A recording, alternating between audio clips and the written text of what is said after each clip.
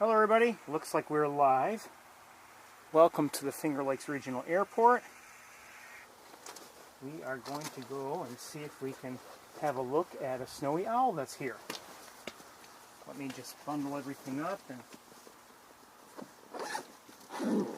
get things ready. We won't be here too long.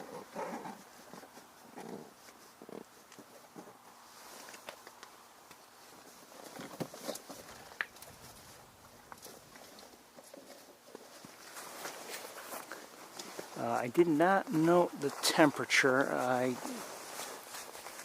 It's no, not exactly warm. It's in the low 30s, I believe, if I recall correctly. Cloudy here. A little bit of a breeze.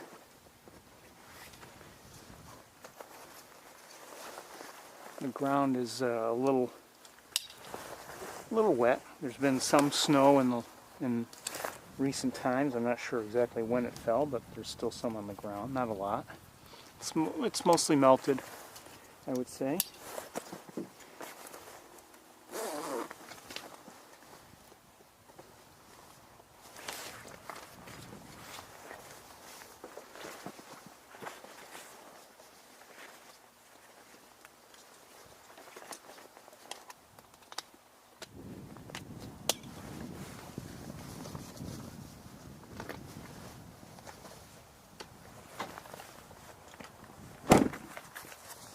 I think I have everything. We're just gonna, again, we're not gonna be here too long, I don't believe.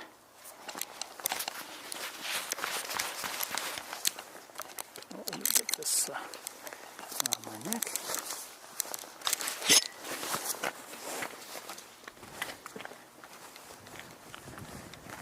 I did hear and see some Canada geese, and I have seen a snowy owl.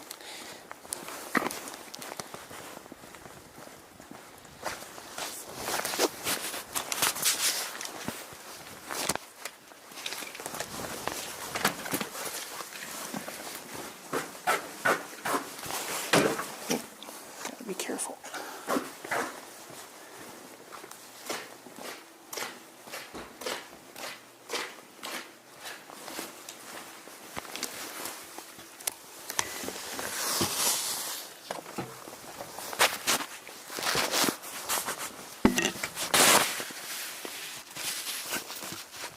It's actually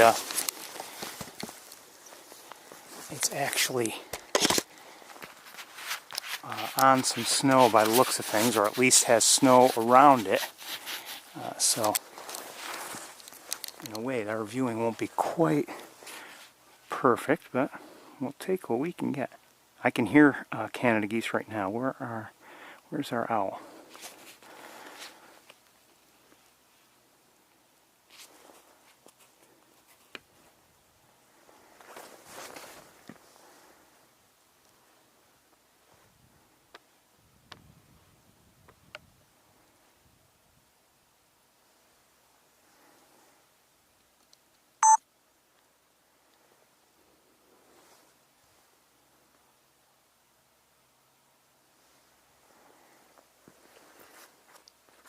Again, we're not going to be here too long. I mean, unless all of a sudden there's some very interesting activity.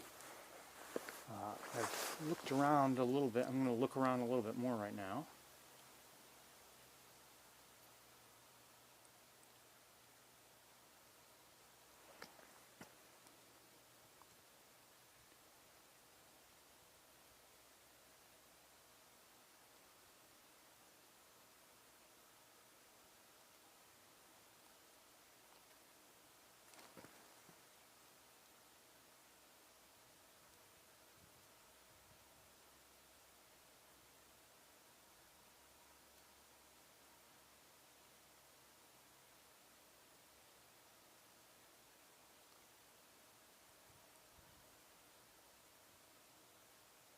Nothing else going on that I can see.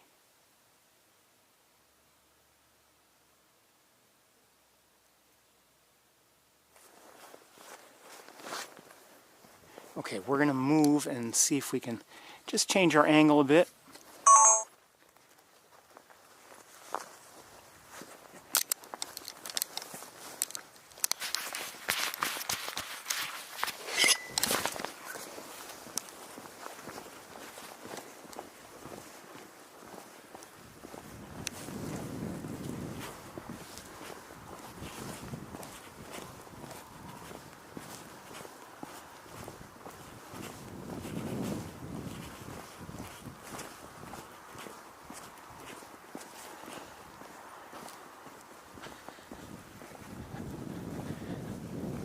all of a sudden, not a lot of wind, but there's seems like there's more of a breeze since I walked out here, and maybe the building had been shielding me a bit, and not quite so much from here, more out in the open.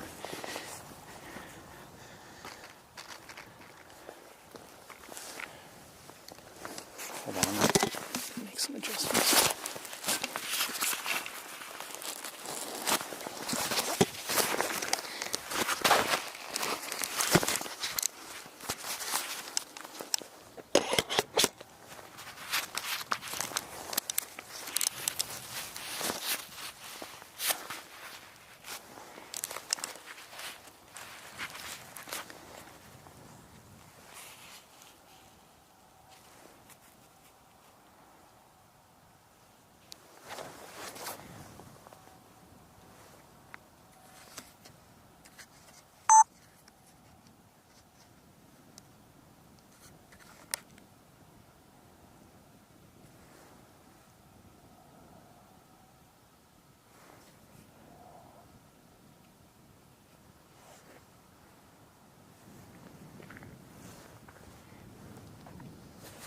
Let me just double check on everybody.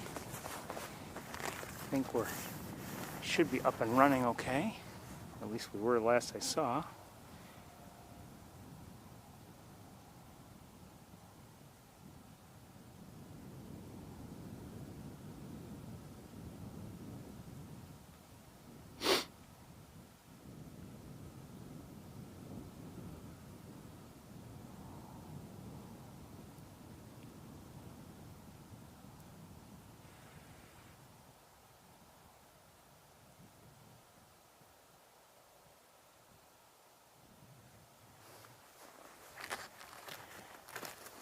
Pretty quiet here today. I mean, let's be. I mean, to be true, we very often are here without much activity, but maybe there will be, a lot of Canada geese flying around just in the nearby fields, or maybe passing through, migrating, but not today. As I said, I saw Canada geese in a nearby field, and they seem to be, I'm not sure if they were coming in for a landing or if they had been leaving that field, but we've in the past we have actually visited that field when there were a lot of Canada geese and maybe even some snow geese, but today taking a quick look, I saw no snow geese, and it's just those Canada geese that I had seen.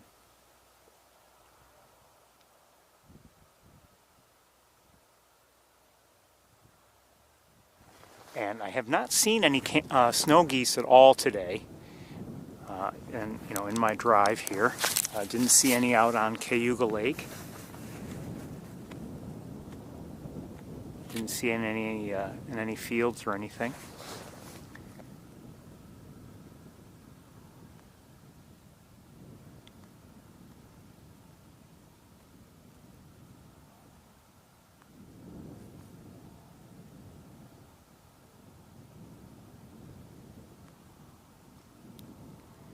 I did drive along Saybolt Road again, and sure enough, nothing there.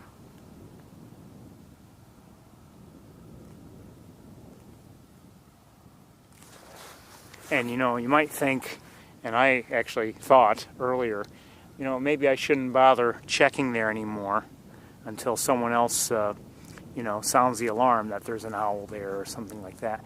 And but I've decided to keep doing it. It's the route I take to get here anyway, and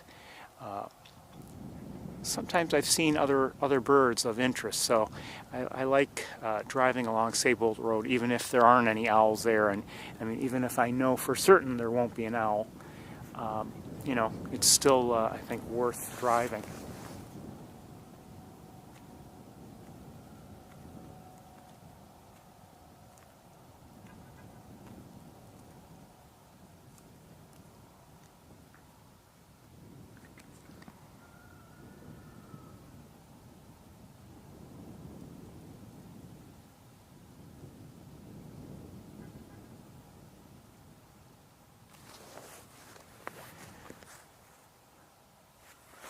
Ooh, are we out of focus? A little bit? That's better, sorry. Cute. What a beautiful owl. They're a pleasure to watch as far as I'm concerned, even if they're just, even if one is just simply stationary, just the way they move their heads, I just love watching them.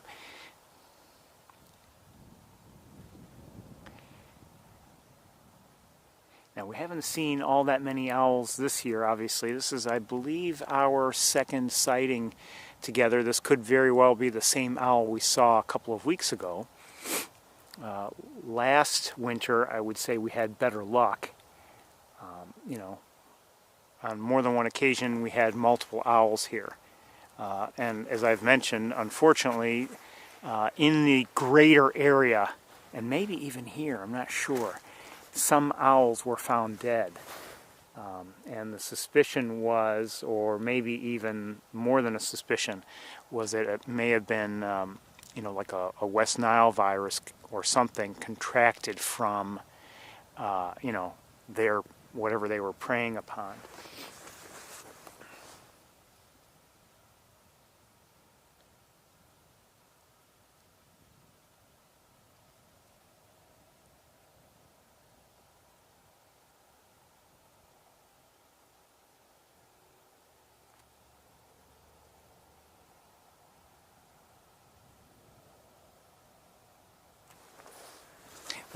Whatever the case is, you know, anytime we have a sighting of a snowy owl or anything like that, I find it, you know, it's just one of the things that makes winter special if we're lucky enough to have such a sighting. We're gonna stay here just maybe another couple minutes, and then we're gonna head back to the car.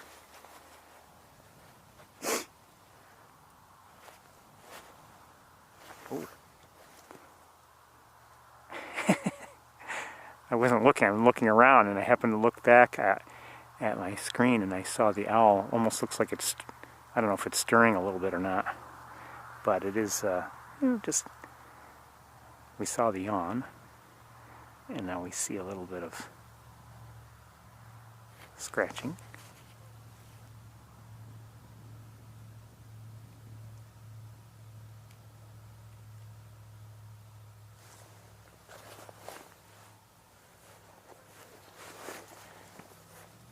Sorry.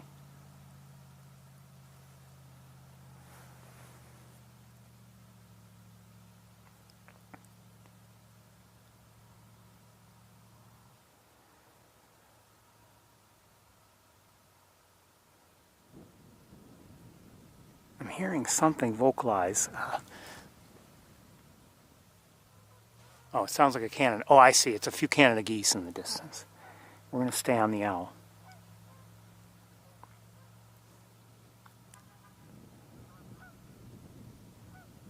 Let's say, well, maybe 4 or 5. No, I don't know.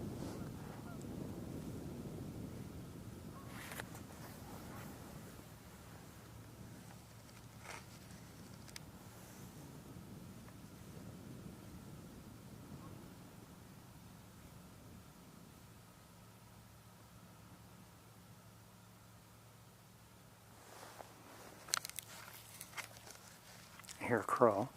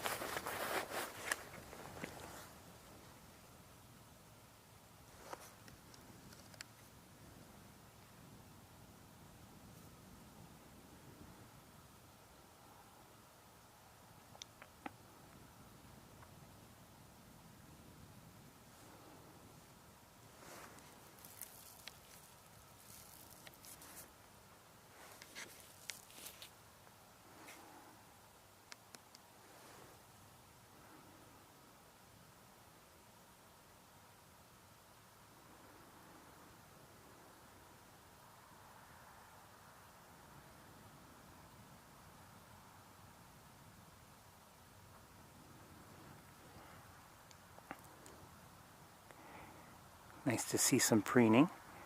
You know, we don't often, very often when we happen to see snowy owls, they're just essentially stationary, so I'll take any activity I can get. Stationary, looking around, and this one is doing some preening at the moment. You wonder, is it maybe preparing to take flight? I don't know.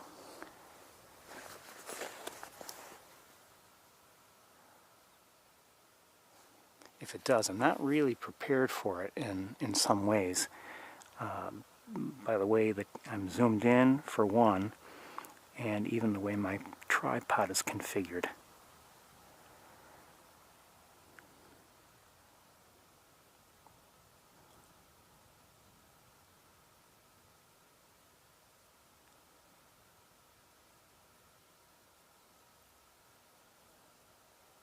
What a beauty.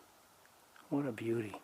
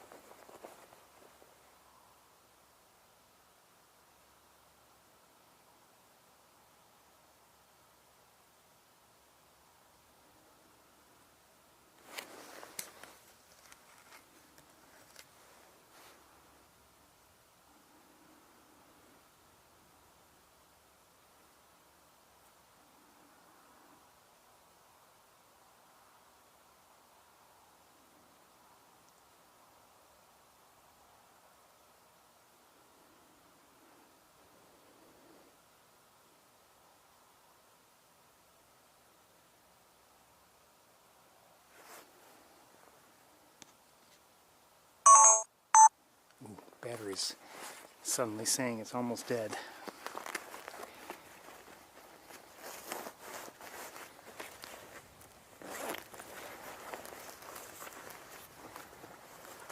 Didn't last long.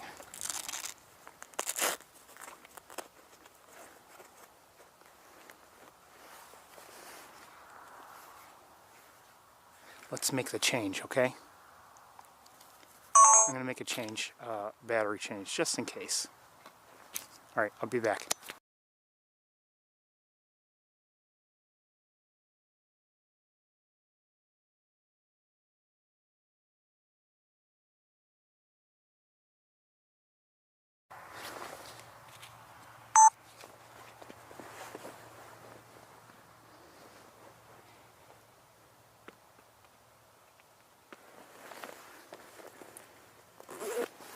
And I'm going to make an adjustment to the tripod.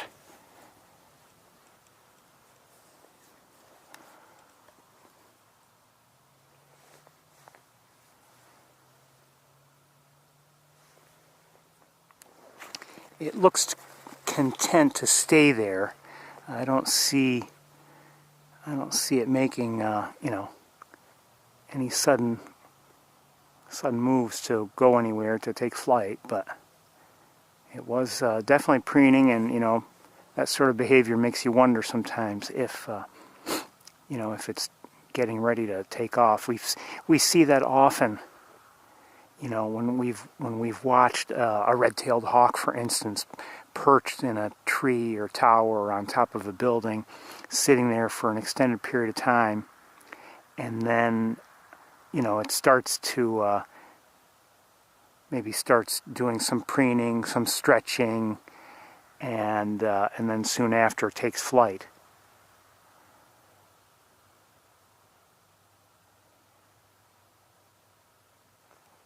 And I don't know if a snowy owl would do the same, but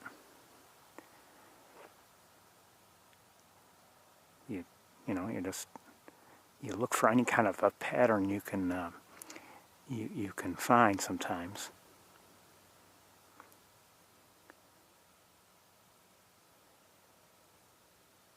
We'll move on pretty soon. As I had said, the preening session had me wondering if something was going to happen, and quite honestly, you know, made sense to go beyond the predicted start time of 12:30 anyway, since we're here. Some people may be just joining us for all I know.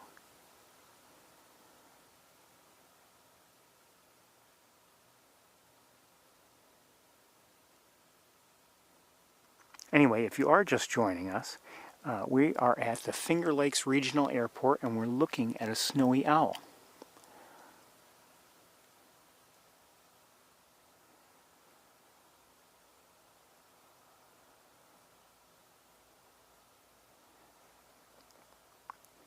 And the owl has been in that same location the entire time we've been here. And we're going to just try to get another close look, and then I think we'll be heading to the car.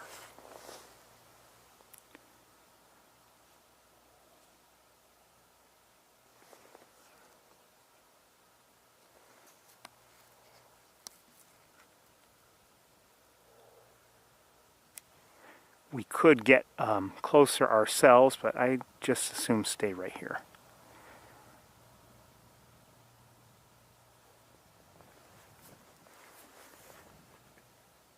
The other birds we have seen or heard since our arrival have been Canada geese and an American crow. Other than that, it's been quiet.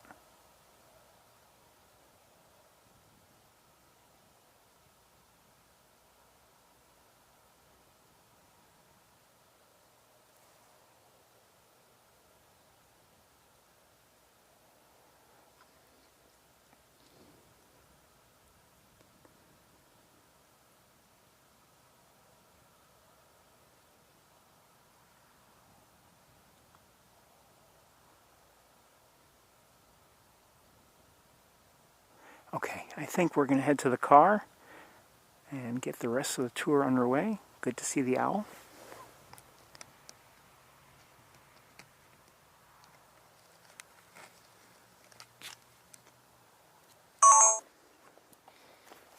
Put my gloves back on.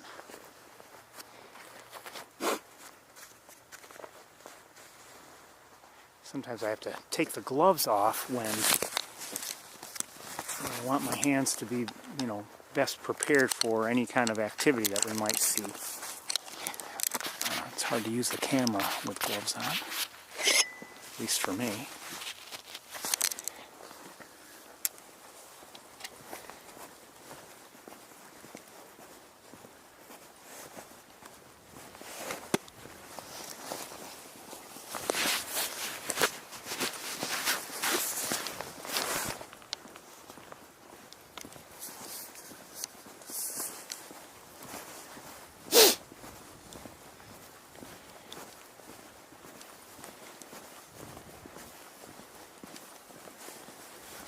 Very often it's rather windy here.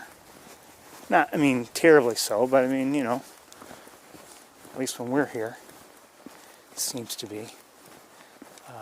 But today was fairly calm, which is kind of nice.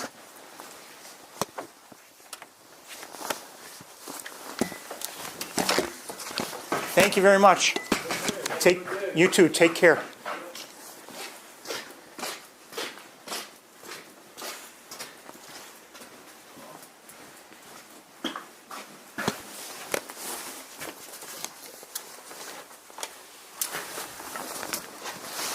I'll need a few minutes to get situated in the car.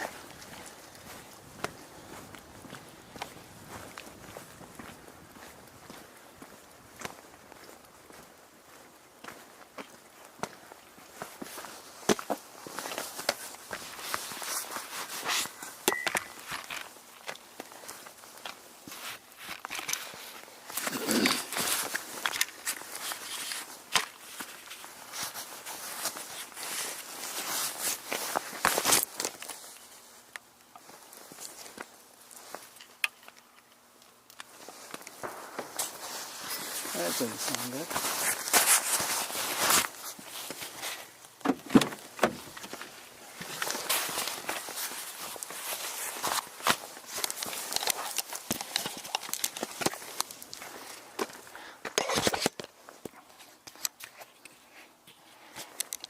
While I do some things, I'll have you looking over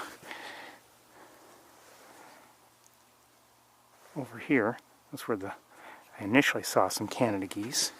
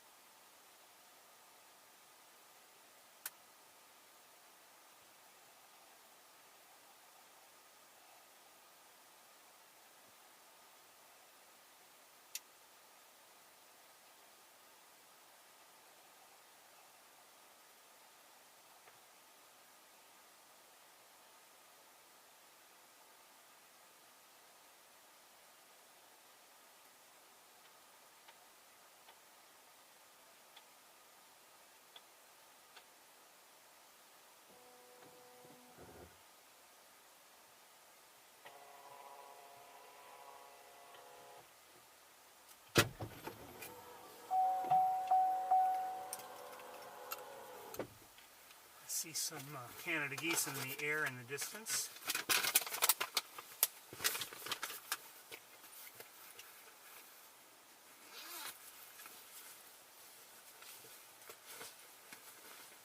Not a huge number.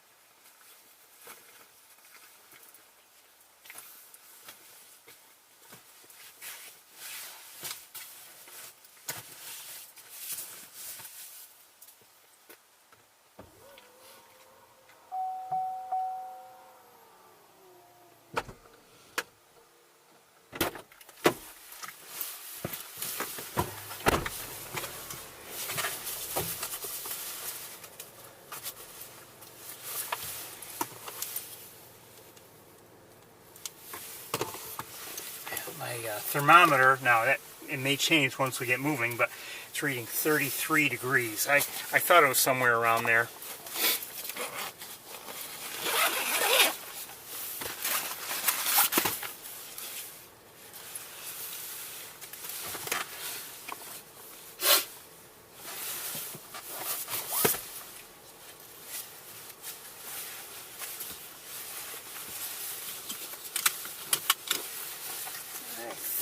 So, alright, let me just warm up my fingers here, they're freezing.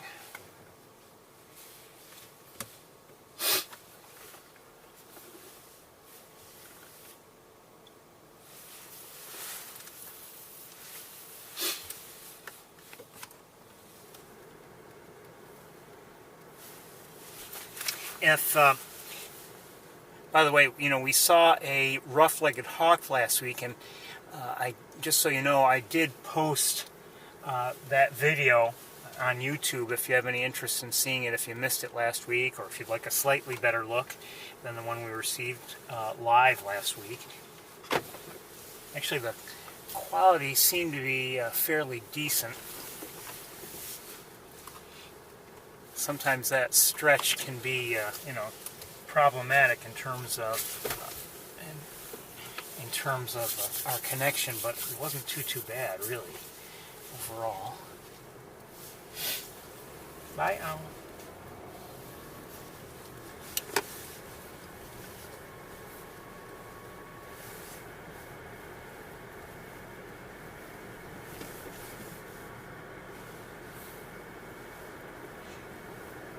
We'll go to the other side of the airport just in case something else is there and visible, but I kind of doubt it.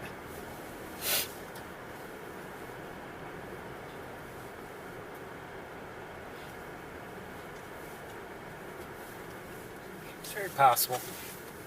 In the past, not in the last couple of years so much, it seems like the owls that have been here, at least the ones that I've heard about or learned about or whatever, they've been at the airport itself.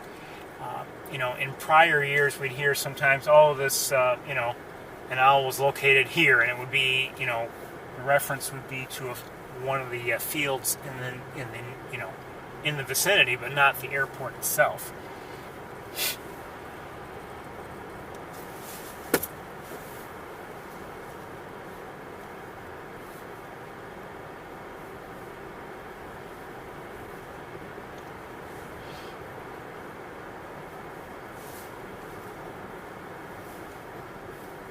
Some snow is on the ground, as you're likely seeing, and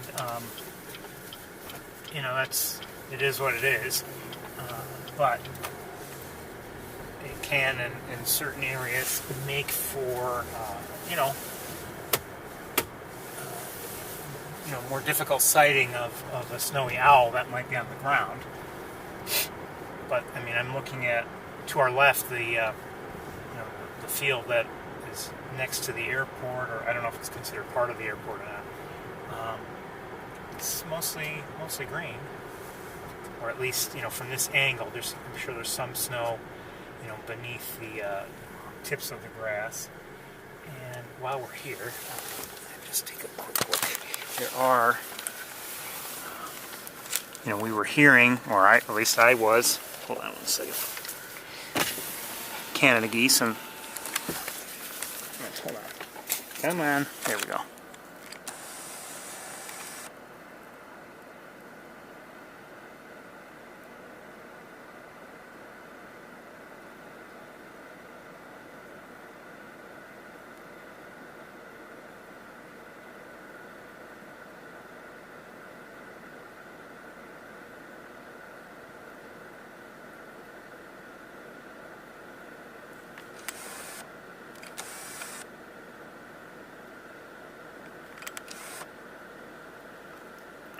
And from here, I don't believe the owl is... No, the owl's not visible from here.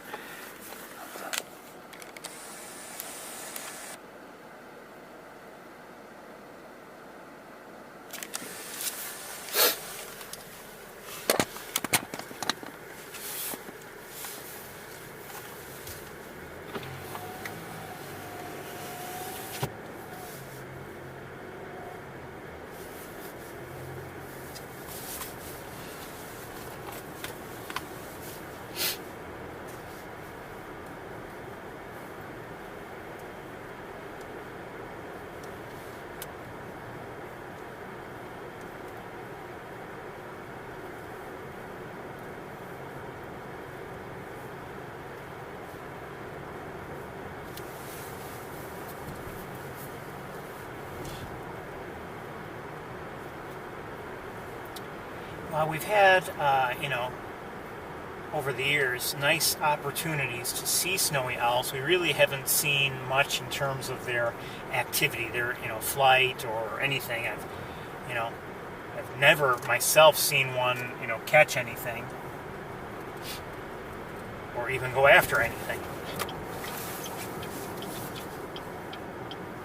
I've seen, just a few flights, and that's been it.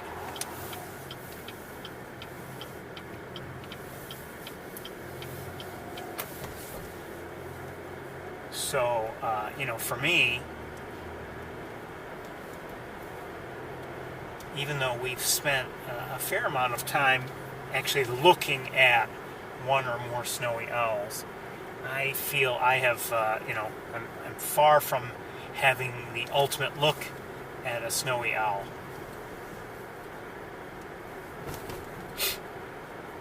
Even some of the close-ups we've had,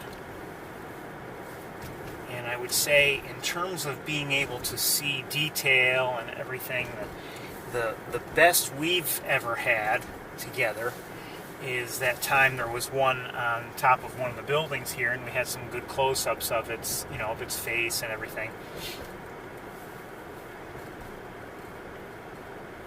But just being there on the building, we couldn't see its whole body just because of where it was exactly, and also the fact that it was, simply stationary. We didn't get the, the greatest of looks that I would still love to have,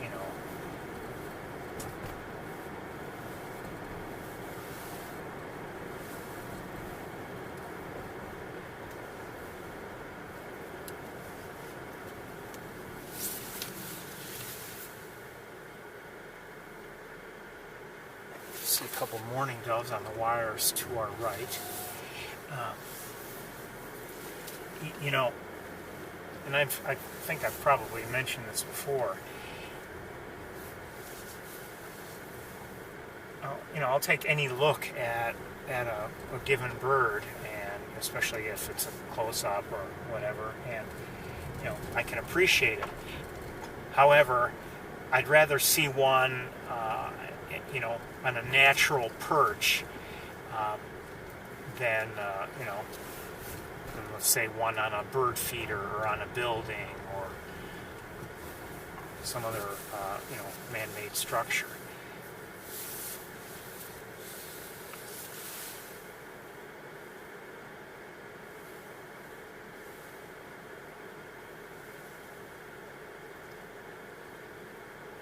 So, for instance, this week and a couple weeks ago, I had missed a week or two, but this week I've had a couple instances at home with a red-breasted nuthatch at my bird feeders, and I'm happy to have it there, but I'd rather see have a look at it in a tree somewhere, something completely natural looking. And quite honestly, I'll have to say this though, whenever I have tried to have a look at maybe they're going to land where the other geese we were just seeing were, whenever I tried to get a picture of the red-breasted nuthatch, it's not that it would like move and I'd get a bad picture. It would be gone. Every time I would, get a camera out, and I'd have the camera handy. I mean, it's not like it's, in another room or something like that, or locked away, and I have to go through an extended process of getting it. I mean, it's right there. The only thing I have to do is maybe remove the lens cap, and I would get it out, and then, okay, look back, and the red-breasted nuthatch would be gone. And then maybe I would try again later, just within a few minutes. Oh, it's back, and sure enough, just there and gone. So, seems like regardless of setting, that bird didn't want me to get a photo. But quite honestly, as I've mentioned, 3 more Canada geese up above. As I've mentioned, seeing one not last winter. I've seen one a couple times, this winter, but last winter somehow I just never saw one. And the winter before was the first time I had seen one there. It was a pleasant surprise. And I think I did at that time get some photos. But it was definitely a pleasant surprise to see one. And I've only seen a red-breasted nuthatch in one or two other locations, including with you at Shockey Pool. But it's been a while since that happened. At least a couple of years.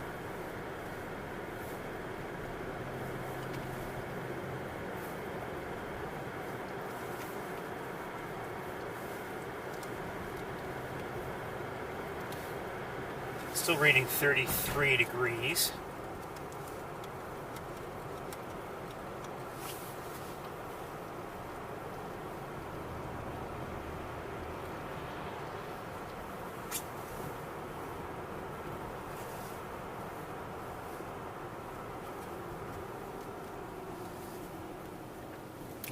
You can see it's mostly cloudy so far today. I guess, I'm not sure about Montezuma. I think Ithaca is going to be seeing some kind of snow event maybe tomorrow. And when I looked at the forecast last, that was, took an extended look at the forecast rather than just a quick glance. Yesterday, a lot of things were up in the air as to what would develop where and how and when and all that, but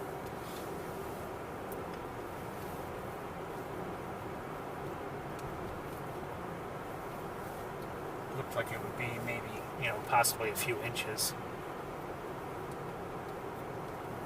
But they just didn't know where things would hit, and if there might be, like a band of snow that would produce some real accumulation.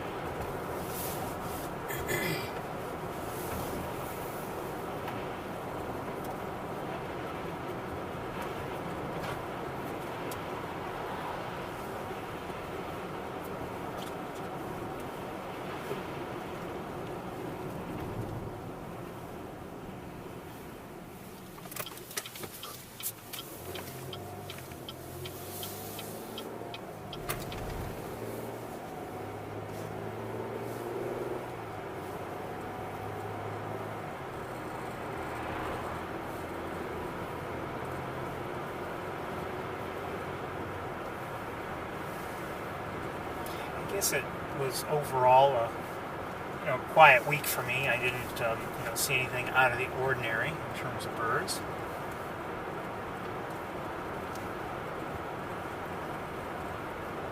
There's birds visiting my feeders. I've been lucky though. I mean, I've had I've had some sightings of my local red-tailed hawks, my neighboring hawks.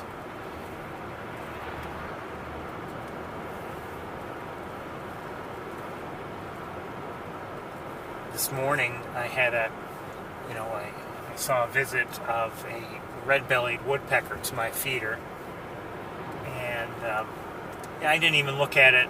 I for various reasons couldn't. Didn't look at it with binoculars or my scope. I didn't want to get too close to the window.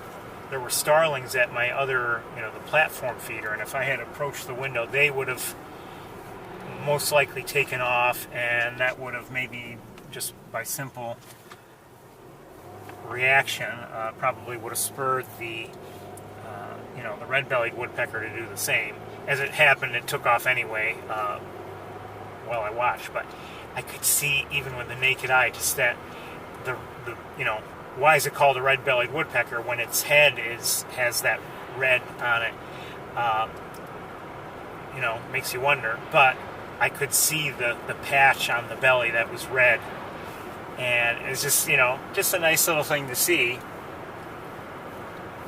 Every once in a while, it's nice to have a better idea why some of the birds that we see are named as they are, especially when with most viewings that we might that we would get or the average person would get, you don't see the detail that is used as as the inspiration for their name. Red-bellied woodpecker is one of them. Sometimes, I'm not saying you can't see the red, but very often if you see it up on a tree trunk or something, the belly is your view of the belly is obscured by the tree trunk or branch or whatever. Another species I think of is the ring-necked duck, and it's the ring on the neck of the male is very difficult to see.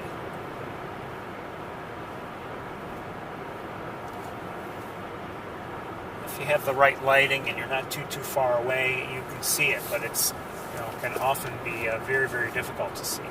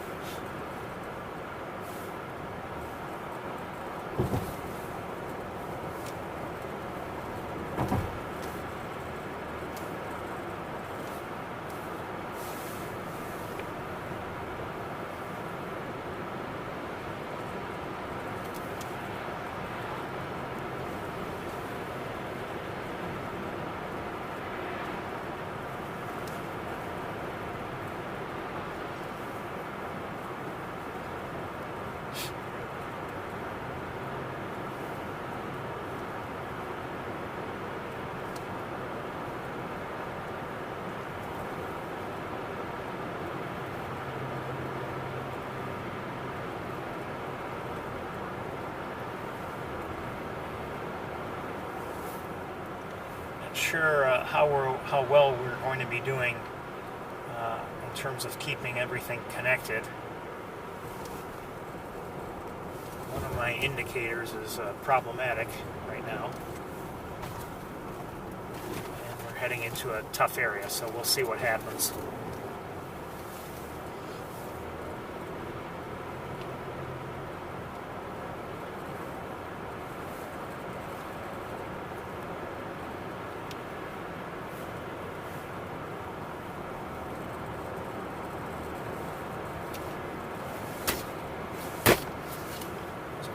Bothers me.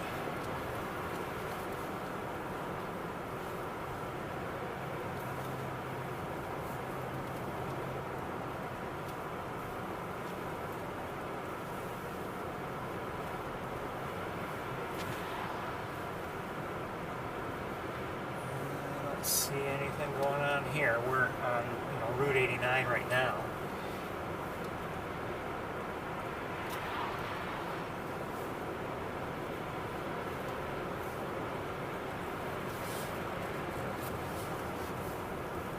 And just to remind you, this is the stretch where we had some very nice luck last year, looking at rough-legged hawks.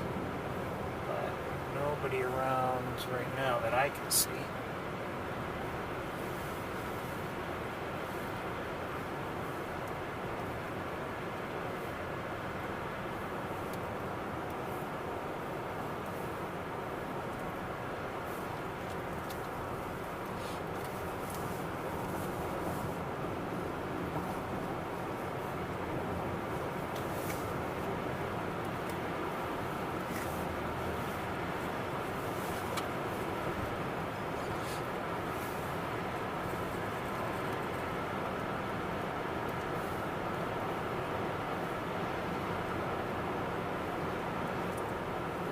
Don't know what we're going to see in terms of the various bodies of water that are here.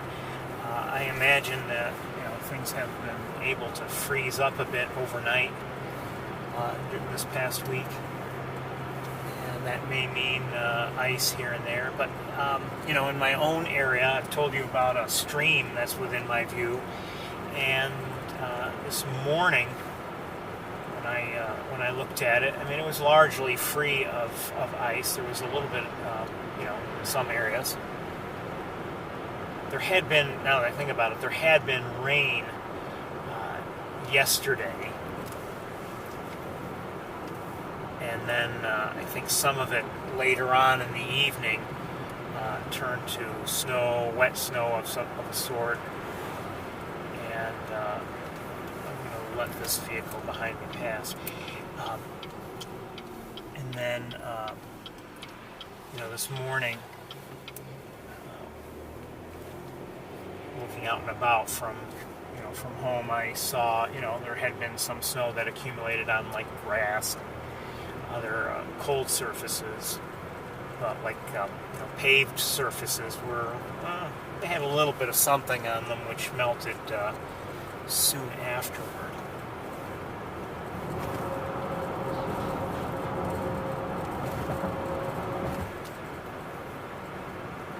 Oh, by the way, one other thing that happened last week, actually, is one of the songs I played while we were looking for hawks on the campus. I played a song by Dave Brubeck called "Unsquare Dance," and I've played it before. Well, apparently that's a no-no, and it's not my personal property. I don't have rights to the song. And anyway, there was a copyright claim on it, and so the entire tour was blocked from playing until a remedy could be effected. And what I ended up doing was I allowed YouTube to remove the song. Actually, I think to remove the entire segment where the song was played. I was hoping that would be the best way. As it turned out, maybe it was fine, I don't know. I think they have I don't know if it's still in testing, but I know at one point they had a way to do it so just the song was removed, yet what's that in the air? Some gulls? I think so.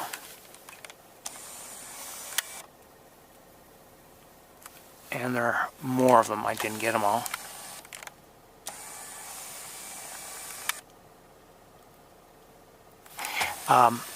Anyway, had to remove the song, and my hope was that they would just remove the segment where when the song played, and leave everything else intact. But what happened was, you know, they did remove the song and everything. Nothing there. But the entire chat for the entire day was deleted.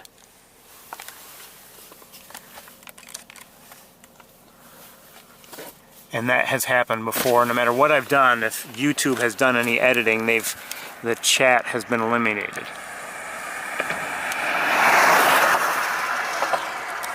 But it was either do that or lose the entire, you know, the entire broadcast. So I figured might as well leave it.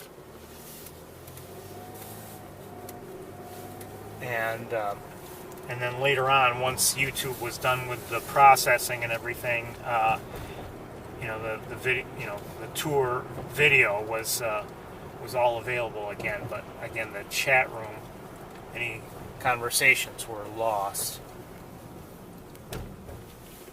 Oh, I see a bald eagle. No, I take it back. I see 3 bald eagles.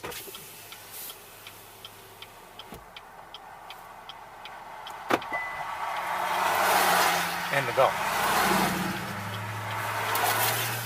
Okay, let's take a quick look. Well, the gull is on the other side.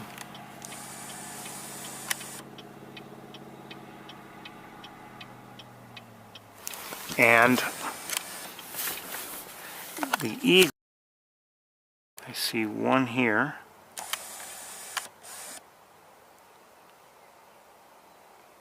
Not sure what I'm hearing. And I see 2 more right here. And then on the water, do I see something? Oh yes.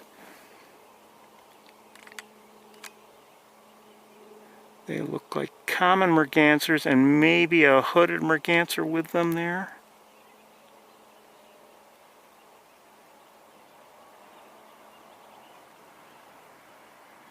We'll try to take a look with the other camera in a moment.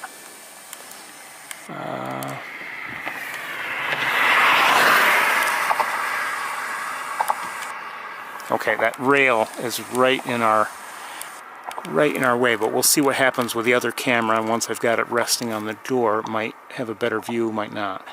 We'll see in a moment.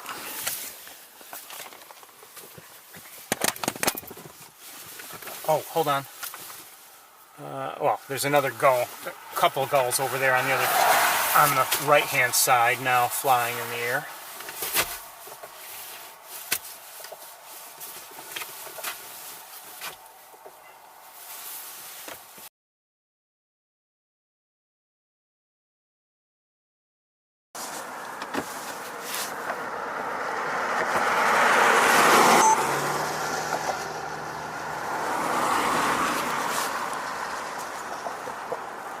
So just by the way things are working out, the rail is right here blocking our view. So, I mean, we'll have to just deal with it as best we can.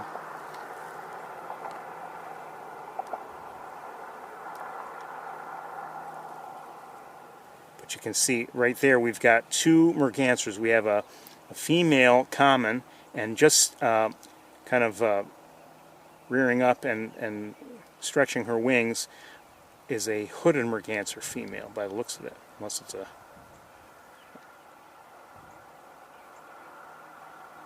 It's possible it's an mature male, but I think it's probably a female. So, and the closest of the bald eagles, where is it?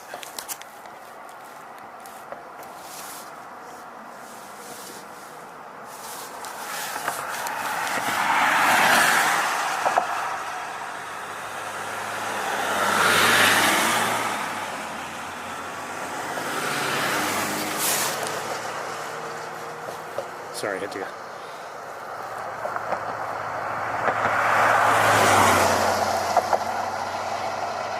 worry about a car or 2. This one looks like it might not have fully developed adult coloration. Oh no, well, I don't know. If not, it's very, very close.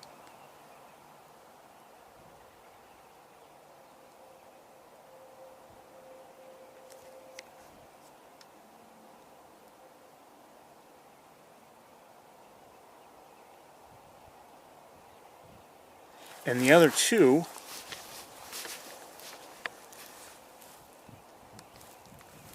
you should see the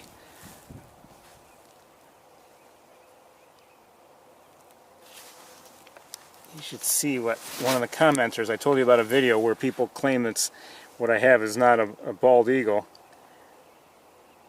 One commenter was first claiming that it was a golden eagle, then claimed it was an osprey, then claimed that it never made that claim that it was an osprey. I hear a red-bellied woodpecker.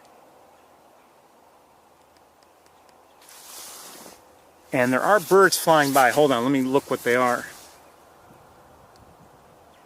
Possibly, I'm not sure, they may be starlings flying overhead.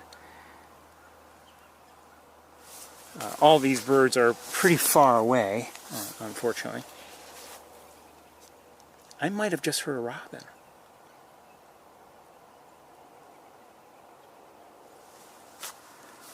And hold on a second.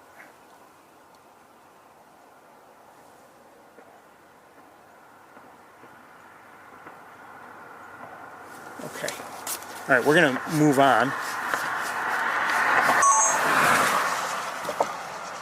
Oh, hold on. What's in the air? Is it another gull? Probably. Looks like it. Okay.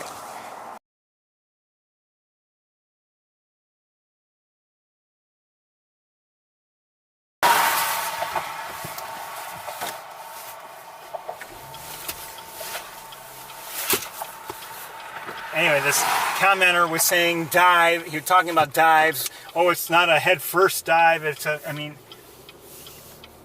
he was saying birds dive head first.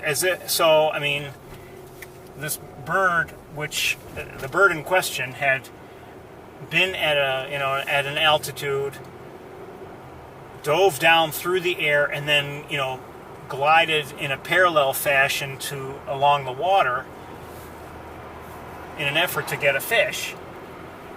So I don't know if this person was claiming it's not a dive. Well, I don't know. Okay, we're saying birds dive head first. Well, we've seen ospreys dive head first and go straight into the water, and we've seen them also, glide along the water and with their claws reach out and catch a fish. So we've seen both. It was an osprey in each case, meaning it was a bird in each case. Pigeons to our left, by the way.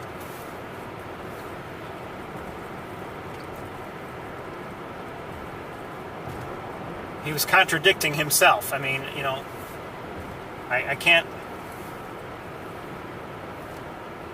Eventually I told him, I've been more than patient with you, and I think, quite honestly, maybe he was just a troll, just trying to, disagree with anything that I would say, himself, contradicting himself. I may lose you in this stretch here. Living room couch.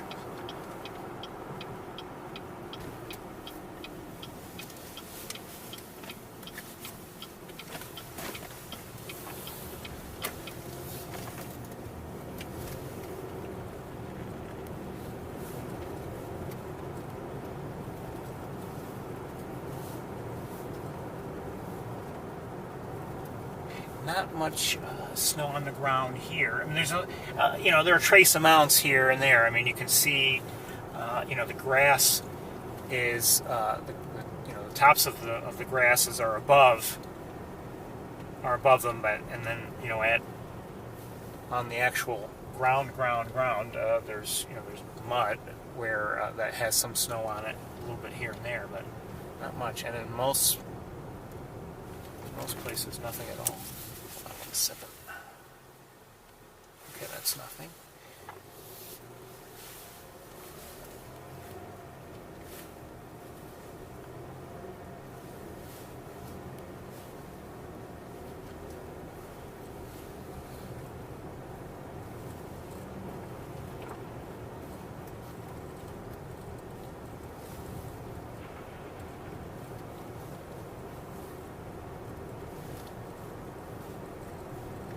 it may not be a beautiful day, but it might be, if we can see some birds, it might be a good day to see them. You know, it's not overly sunny or anything like that, so no problems with that. There was a little bit of heat shimmer, even though we were standing outside and everything. Let me just have a quick look. I don't see anything. I don't see anything.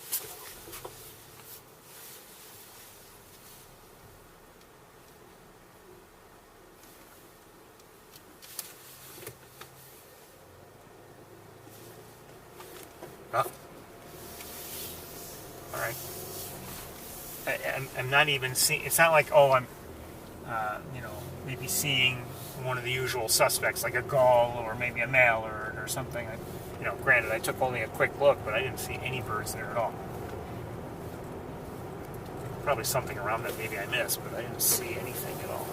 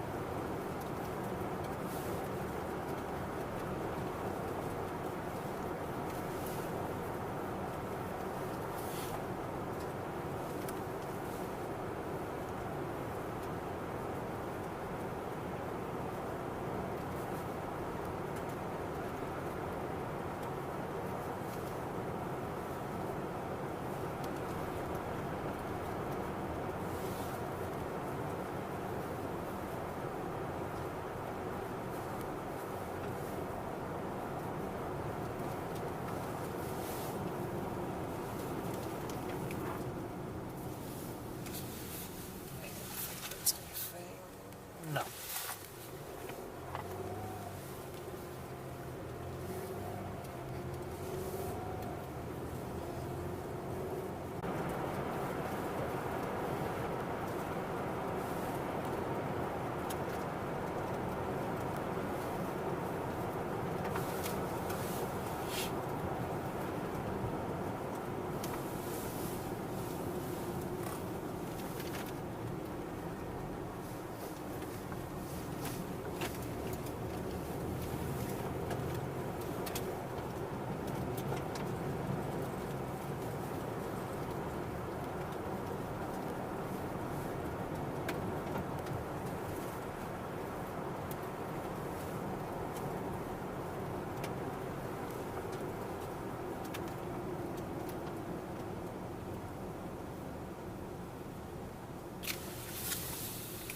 See some crows up ahead.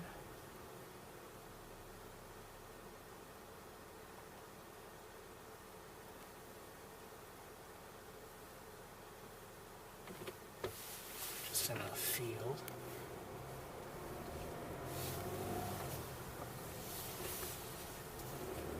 We're going to go this way anyway. I may lose you here and there.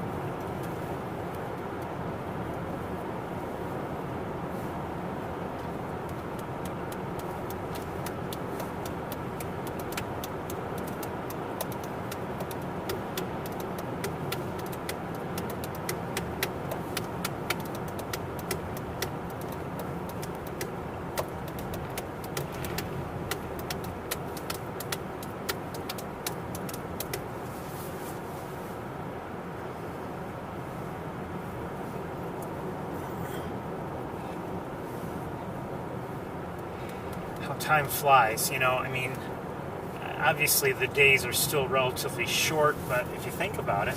Oh, a fox.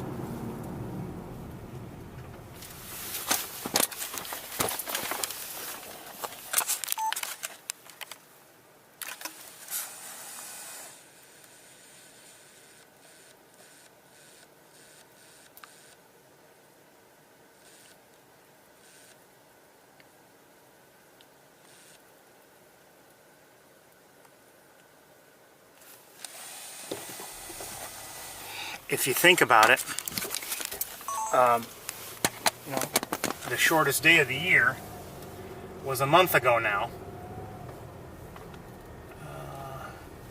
The fox continues. I don't want to frighten it. It's near some horses. It's just going on its way.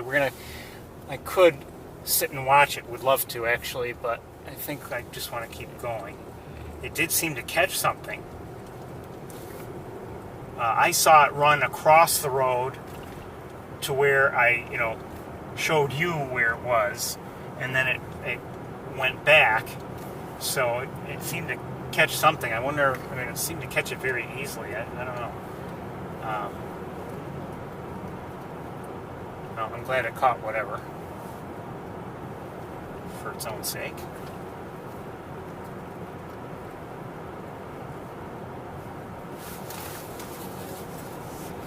I think I love to watch a red fox or a coyote.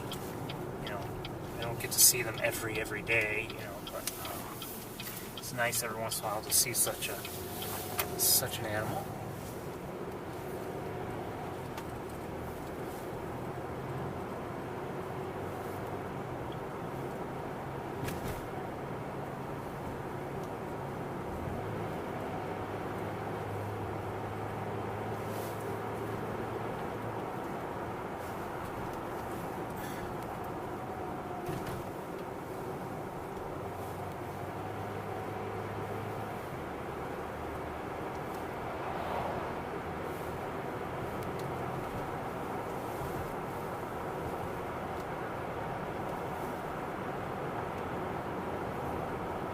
I've seen one in my own, around my own home lately. Not every day, but every once in a while I've caught sight of it, daytime or nighttime.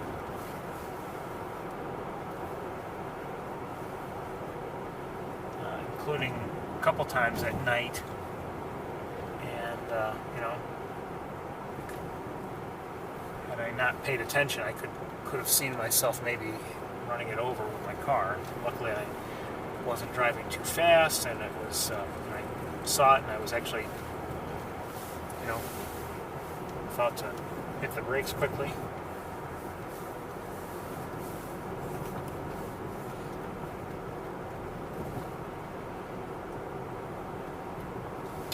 I'm gonna stop right here for just a moment, so I can, so I can take a look from here. See if there's anything out there or what's going on. Okay, so I see in the distance, it looks like there's maybe a fair amount of activity. Unfortunately, that activity might be difficult for us to see, given its location. Let me give you a quick look at what I'm seeing. So we're looking, the area along Route 30, that's Route 31 there. And, sometimes we've looked on one side or the other or both. And from what I can tell, there's not much going on this side. Oh, those could be the decoy. I think they're decoy snow geese. But in the distance, on the other side, I see a fair amount of white there. I wonder if we have swans or what the story is.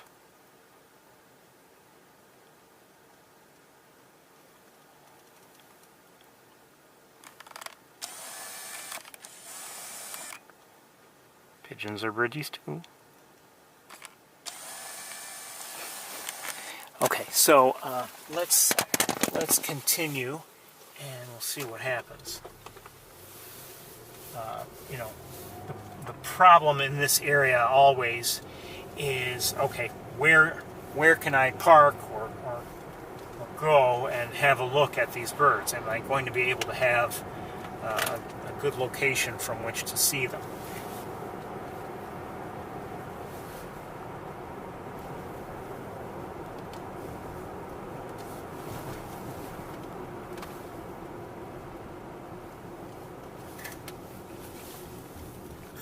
Oh, hold on. I see more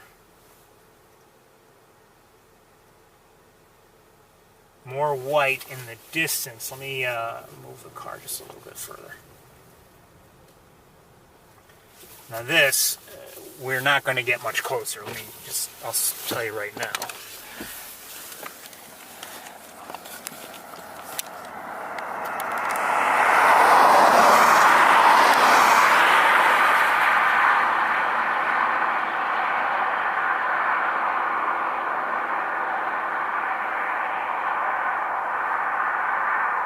Look like swans.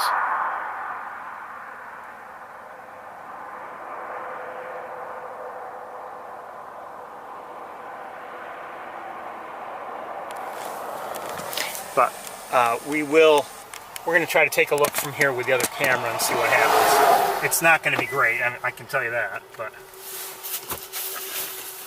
we'll see what we can see. Oh, hold on. Over on the other side, somebody took off.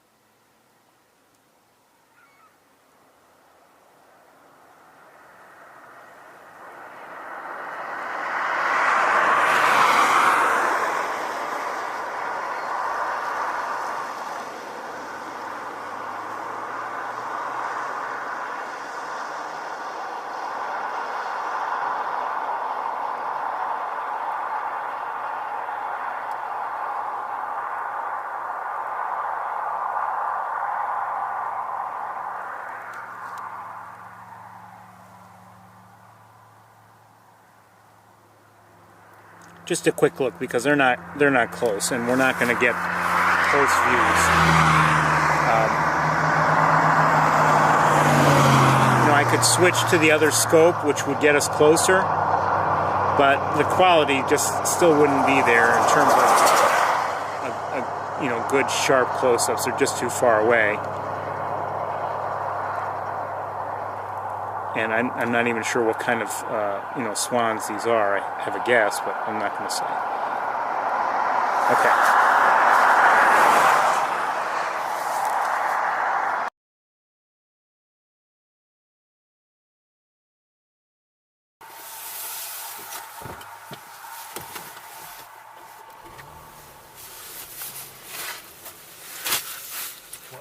Remains to be seen is if we will be able to have a good look at the other grouping of birds that we saw already, from a distance. Will we have a good place to park and look at them? I'm doubtful, but you never know.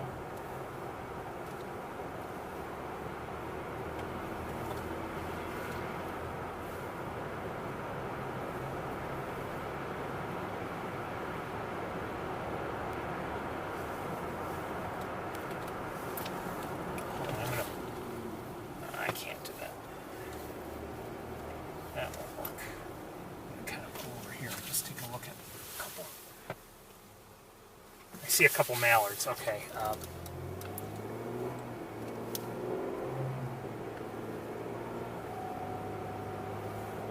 saw them on some water there.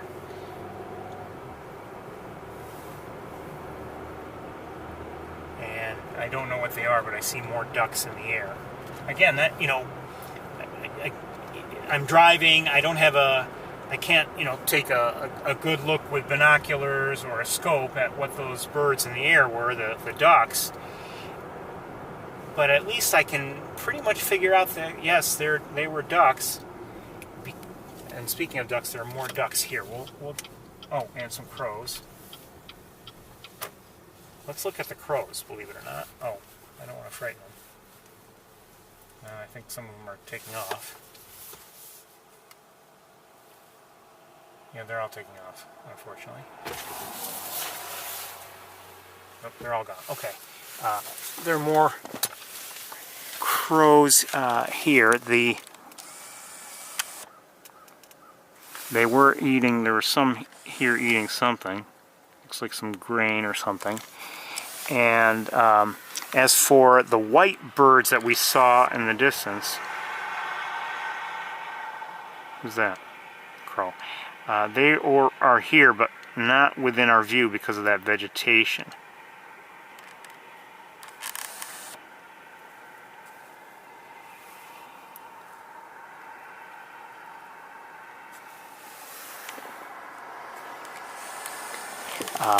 On the other side of the road, oh, lots of crows.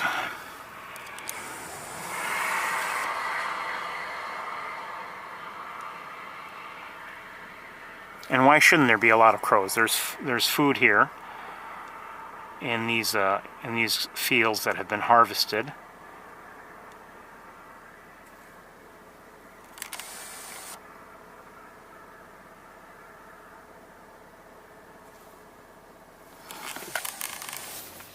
I was talking about the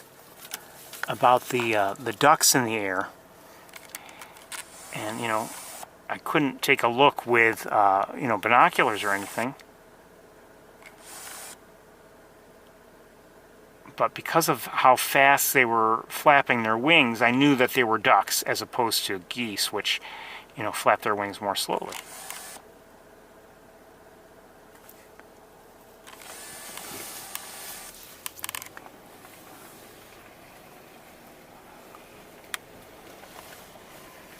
So sometimes, you know, my point is you have to use whatever information you can get sometimes. And you're not always going to have a great view for one reason or another. Either the conditions will be bad, or the distance will be long, or something will... Oh, I hear tundra swans, and I see...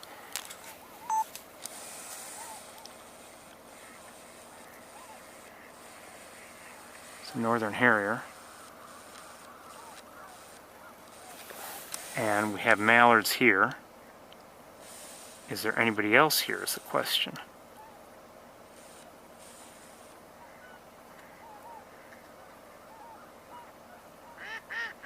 There's an American black duck or two, but mostly mallards.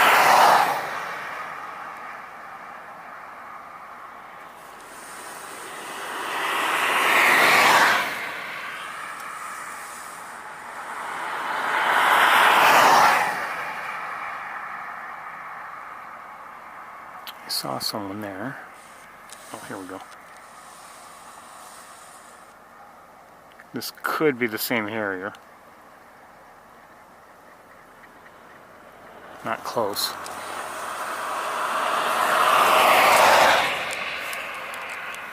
Okay, we're gonna, I think we'll continue. Let me just have a... Well, before we move on from this location, let me just look around a little bit better, just in case there's something else within view now, or...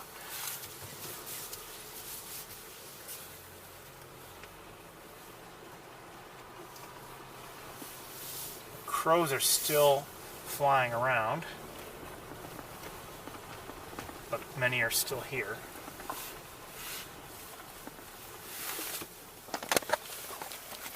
Oh, hold on.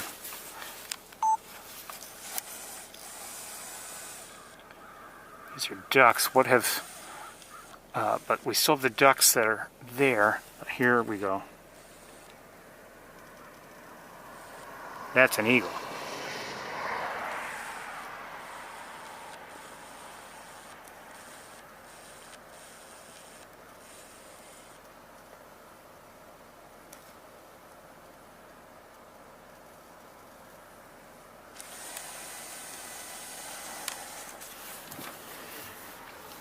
Maybe that's what had those ducks flying around.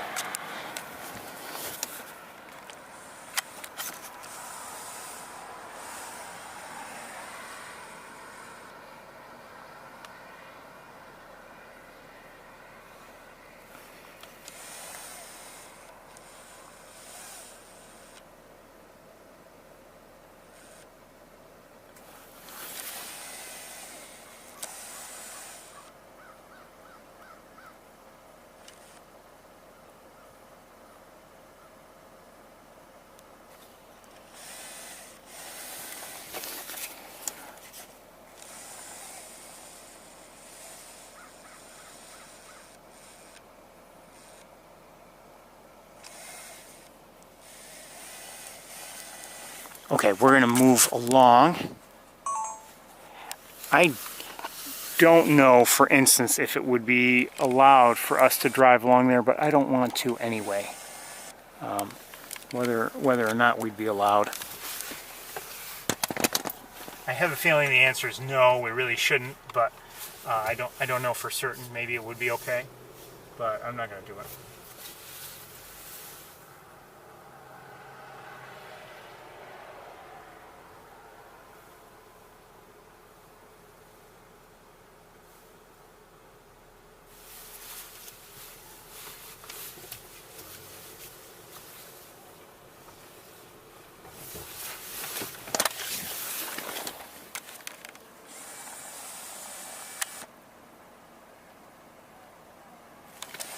As I've said before, you know, I'm not here to disturb the birds.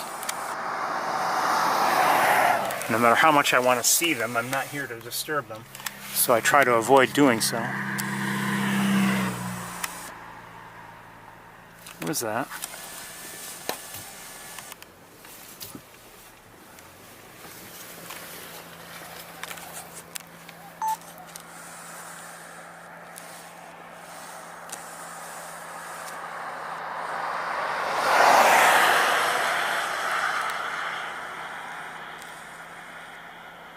Is it a harrier or is it something else?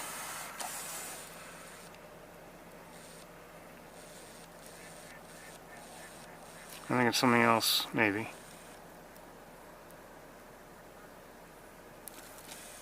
I think that may have been a peregrine, but I'm not sure. And it's really no longer in my view. Like I said, I suspect that may have been a peregrine falcon, but I'm not sure. Okay, before I jump out here, I'm going to wait for this traffic to go by.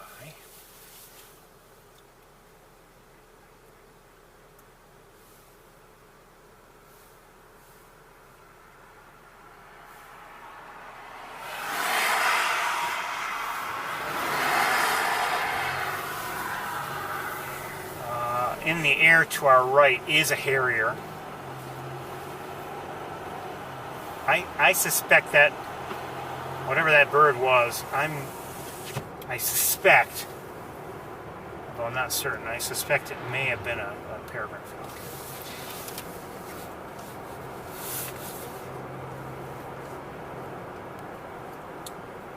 So I see a lot of white to our left. And I also see that we don't seem to have much of a place to park. They're not really close to the road regardless, so maybe we won't do anything. We may take a quick look on our way, on the way back through. We'll see what we can see very quickly, I think.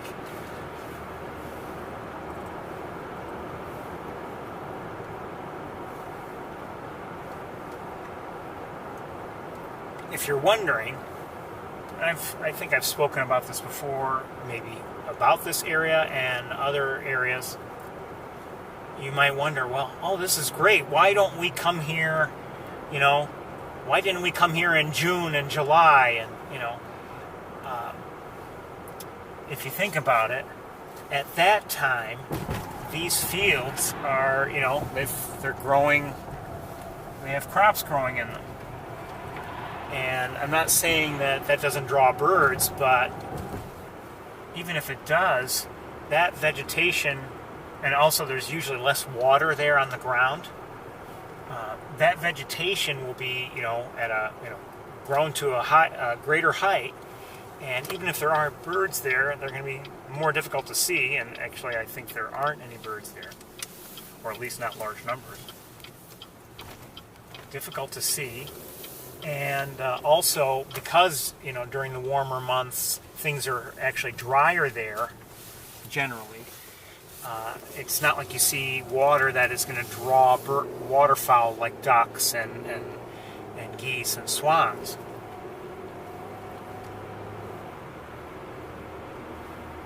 The same thing is true of, the area around the Finger Lakes Airport, Finger Lakes Regional Airport.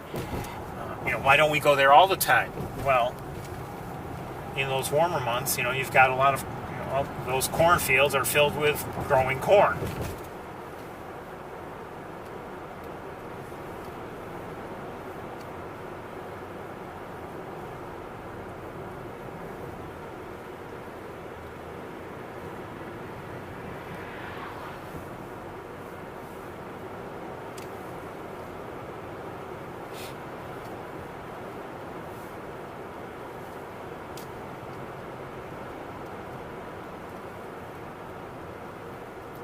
So, sometimes it doesn't make sense to visit some of these areas. In fact, very often it doesn't make sense. To put it,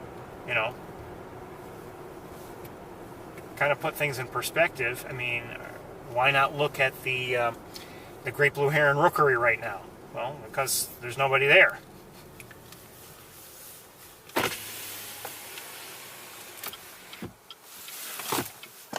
Let's just take a quick look from here.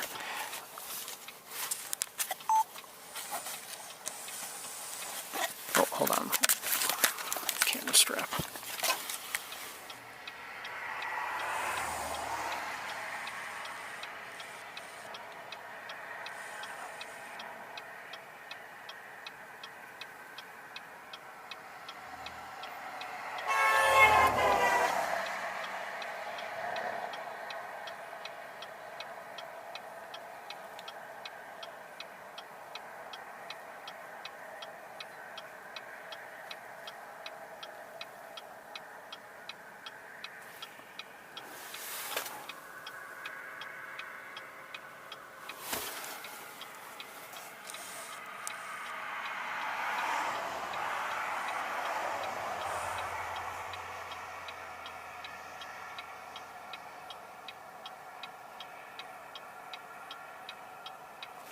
We're going to move on.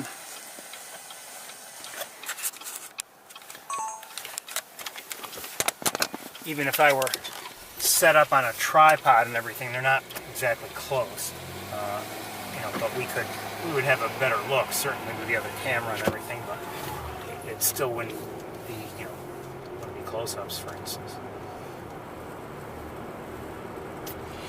The other thing I'm thinking we may just do is, I think we'll, at least at the beginning of my return to Ithaca, we'll keep the camera running, and maybe we'll visit that location where I saw the, the swans, all the swans last week in the water in Cayuga Lake.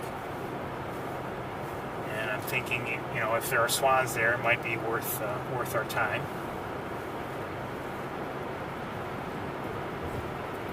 I thought about taking that video and posting it on YouTube, but I kind of changed my mind for various reasons.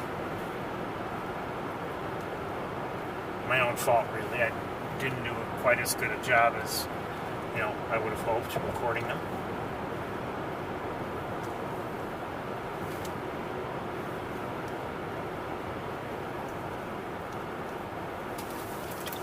I'm referring to the swans I showed you a recording of at the end of the tour last week.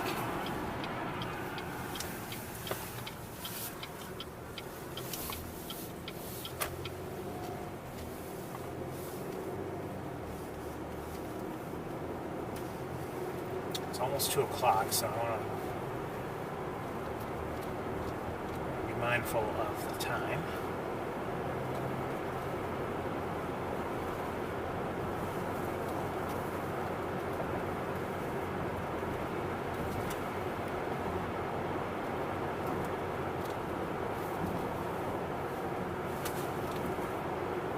To know what we're going to see at, from East Road. Are we going to see water down there, or are we going to see, water that has at least a coating of ice on it? I don't know.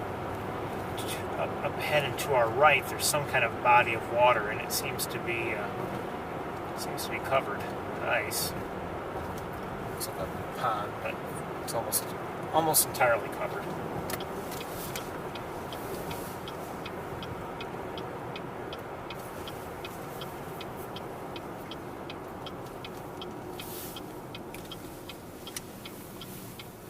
Welcome to East Road.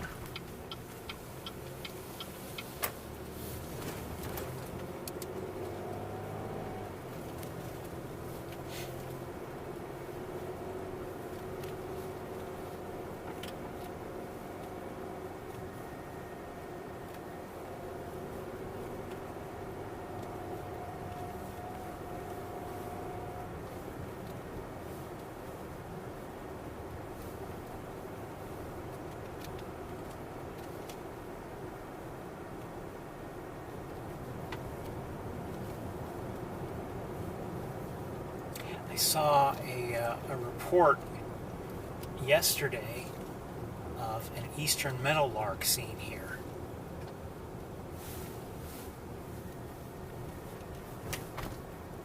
And the person reporting it is a regular e-birder. And I would tend to think that person knows what he's talking about. It's always possible someone sees something and they're just plain wrong, but okay, up ahead on the wires I see a couple mourning doves, and I thought I saw something else. Well, just the mourning doves, I guess, right now.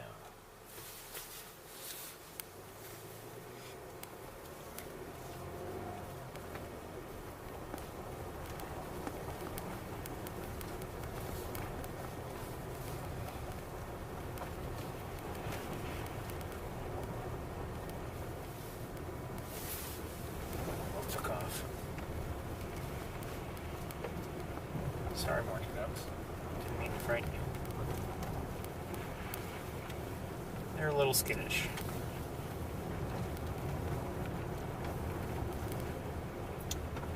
So what do we have down there? It looks like we have a mix of open and frozen water. I don't know if there's much in terms of birds, though. We'll take a quick look and see if we can find out. This viewing area here, if there's a lot of snow on the ground, it's usually closed. I mean, well, not closed, but I mean, it's usually filled with snow. It's not like they plow it out or anything. Okay, let's take a quick look. I have a feeling we're not going to stay here.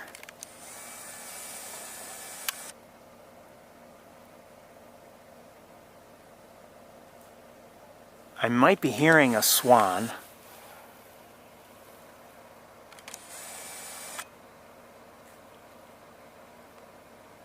Oh, who's there?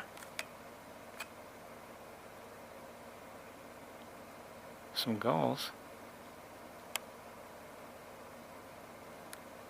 Not sure what kind, and I'm probably not going to be able to figure it out, but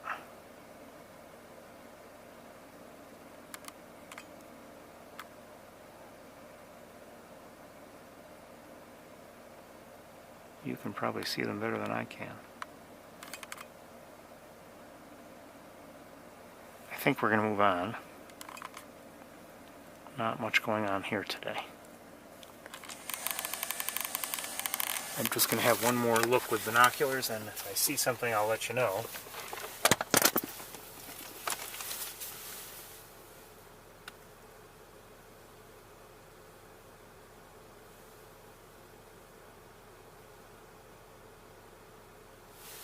I see a bald eagle, though.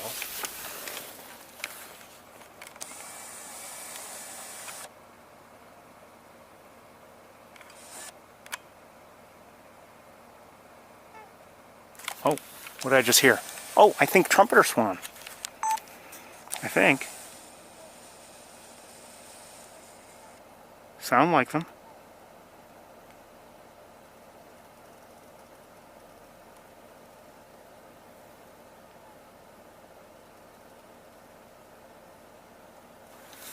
And I thought I was hearing, maybe from in the distance, maybe possibly a tundra swan, but I'm not sure.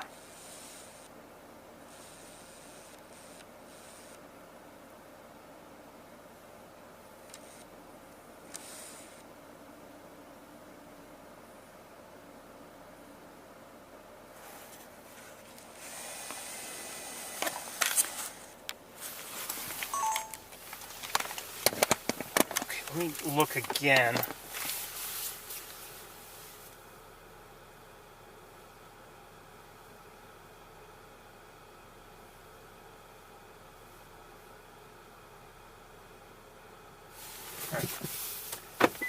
Let's take a quick look with the other camera, just at a few things, and then we'll move on.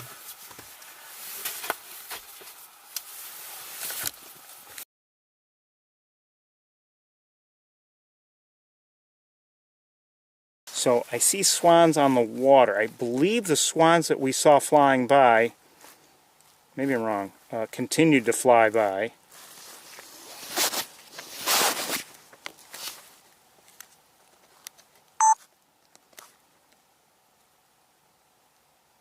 We saw two flying by, and they sounded like, to me, like trumpeter swans. Now, what are these? I don't know.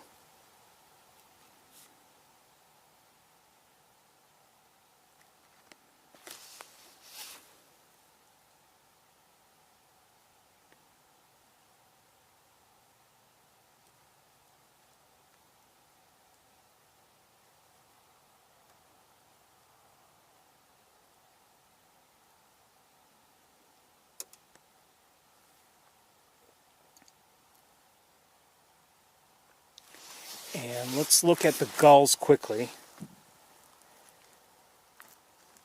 Where are you? There you are. Well, let's also look at that eagle very quickly. Hold on. Okay, looks like another gull. See if we can find that eagle very quickly. Maybe not. There it is. So we're not going to get a good look at it there, but something else is there on the ground.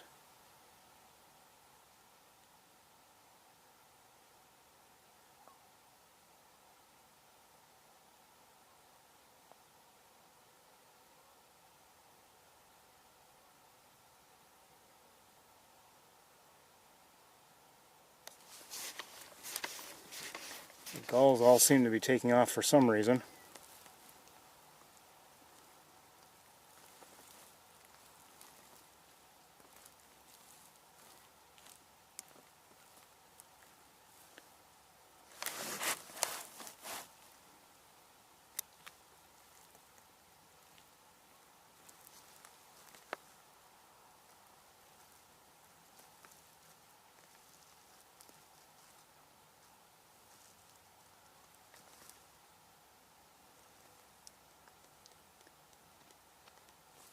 And now they're more scattered in the air.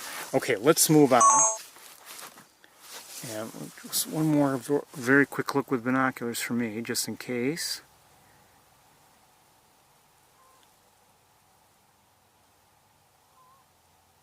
I hear a Canada goose.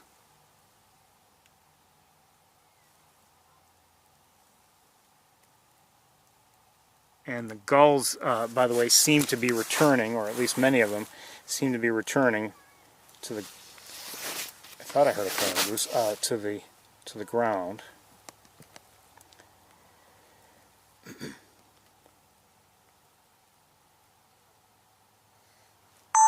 I would say we have a variety of gulls there just by the sizes that we're seeing.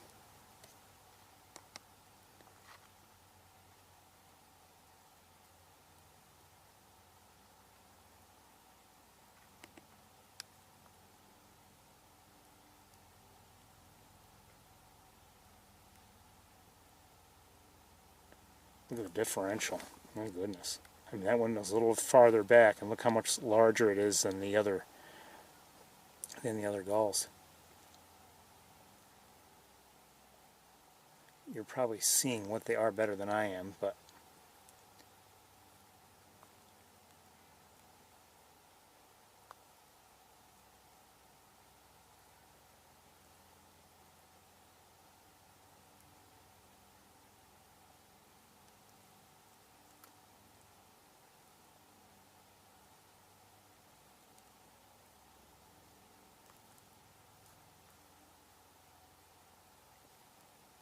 okay, let's go.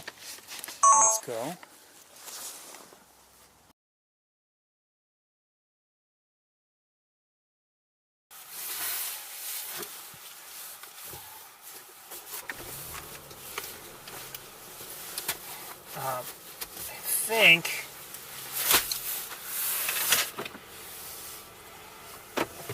let's just move along, and we'll see what else we can see, and then I think we're going to start making our way back towards Ithaca. And I think for the beginning portion of of my return trip, I'm going to keep the camera running, and we'll stop at that location where I saw swans last week. And if we're lucky, we'll see some there and maybe have a good look at them. And if not, I'll close up and then I'll just hurry onward to Ithaca. I did see on my way here along Cayuga Lake, I did see here and there some looked like I believe they were red-breasted mergansers, and I'm not sure if I really saw anything else. Maybe some Canada geese, a few, and maybe a mallard here or there. I'm not sure if there was anything else species-wise.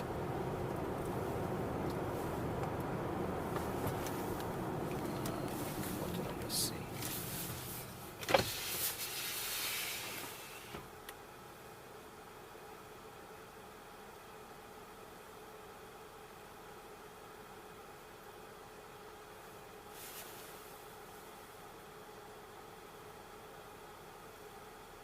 I think I see some starlings and maybe a robin.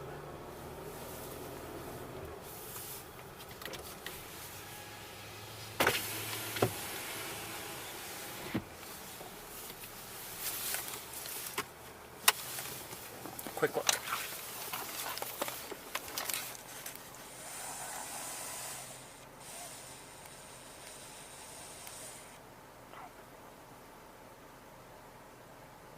Hold on.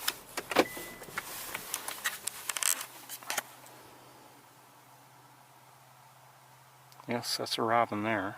Actually, we have a few robins, at least. Maybe they're all robins. So far, I thought maybe I was seeing starlings. Oh, those might be starlings. Yes. But several robins. Okay, I thought so. Bird every bird.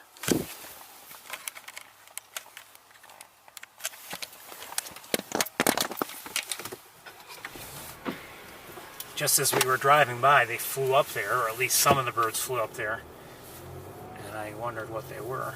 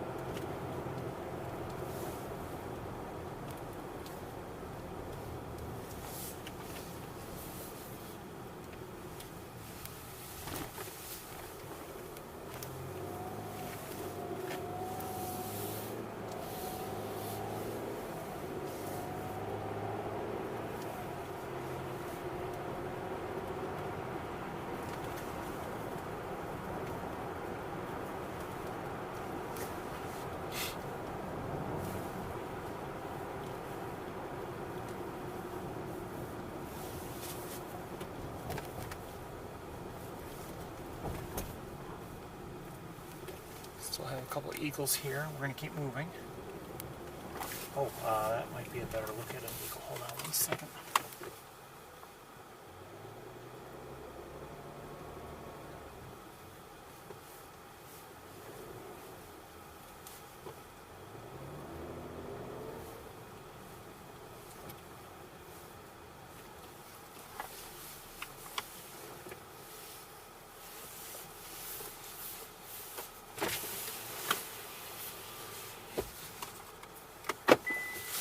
Quick look.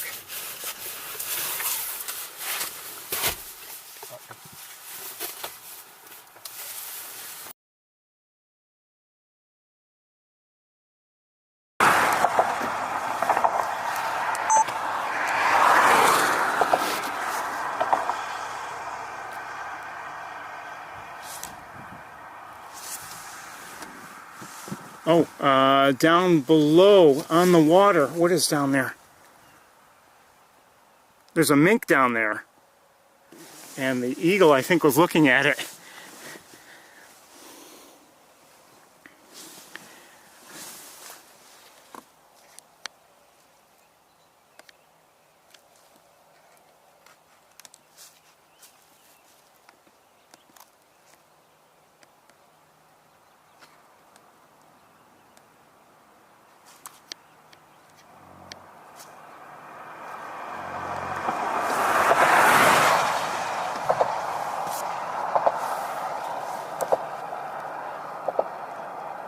Hey, don't do that.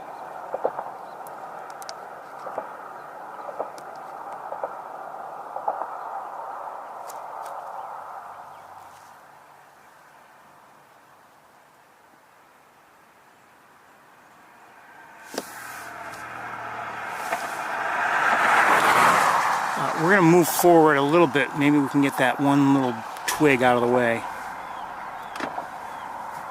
I think I'm hearing a blue jay. Maybe. Or maybe something else.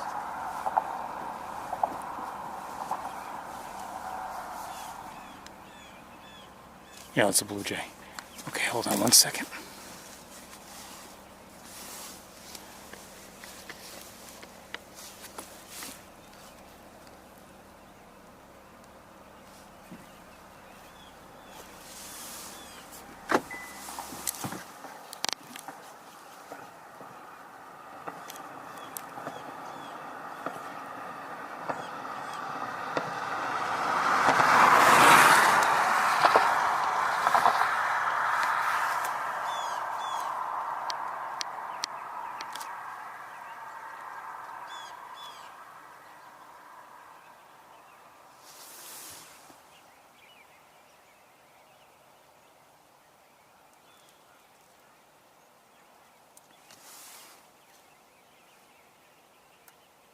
I'm hearing a blue jay, but I'm also hearing something else.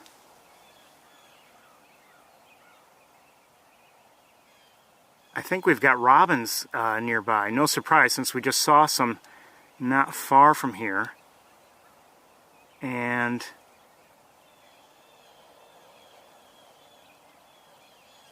number of robins.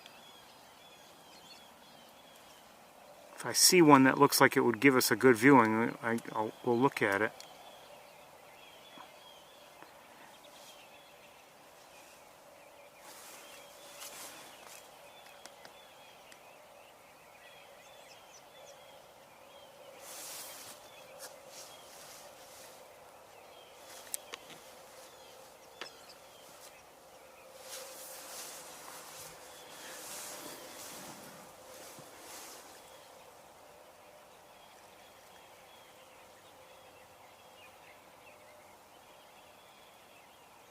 Quite a few robins. I mean, I wouldn't want to try to count them. They're scattered all over the place. They're moving a fair amount.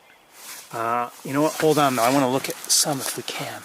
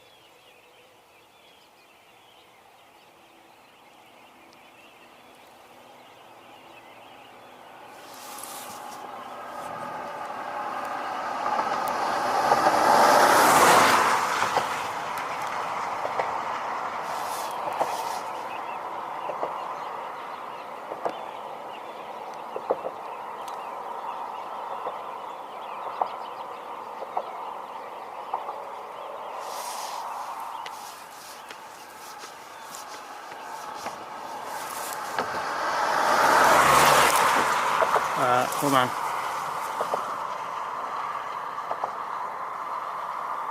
There are a lot of robins here. This is harder for me to look at. 1 second.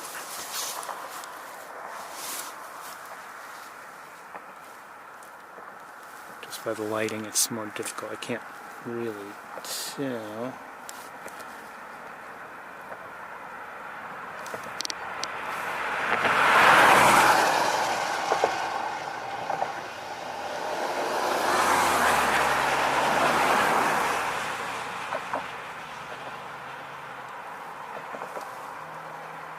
Don't know if they're just wintering here, or they happen to be passing through, or what the story is. If they stayed here all winter, or if they've come from further north. Okay, let's go back to the eagle, if we can.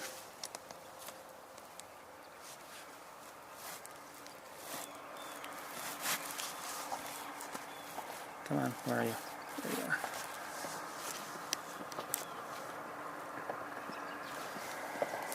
We're going to move on very shortly.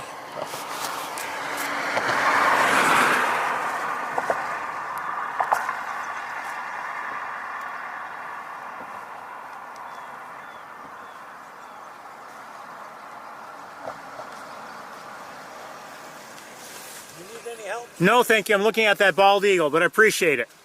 Where's there a bald eagle? In that tree across the road. I see it. Cool.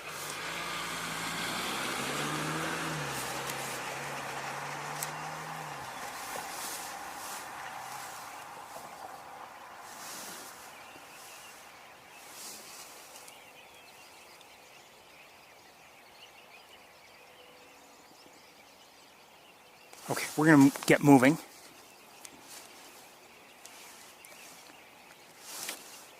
Good to see everybody. Bald eagle, American robins.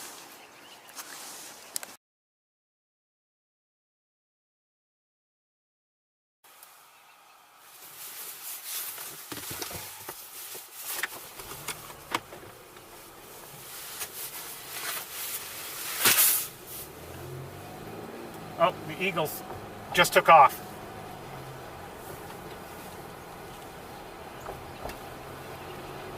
So our timing was good, actually. Would have been nice to see the takeoff, but okay, whatever. Oh, and there's what's this here? Hold on. Is that another eagle? Probably. Oh, I don't know. Alright, it's at Mays Point anyway. We're gonna drive in. I'm guessing it is an eagle. It just somehow seemed a little small.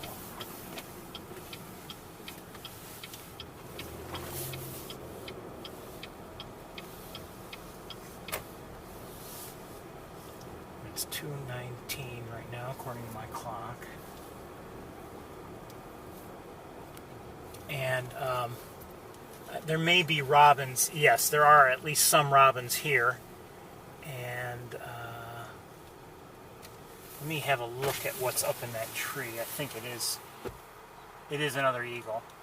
Quick look with this camera. Stop that.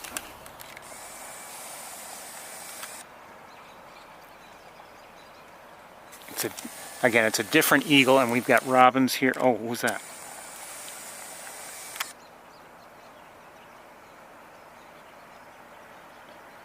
All right, let's take a quick look with the other camera. I want to see that woodpecker. If it stays put. And it took off. Never mind.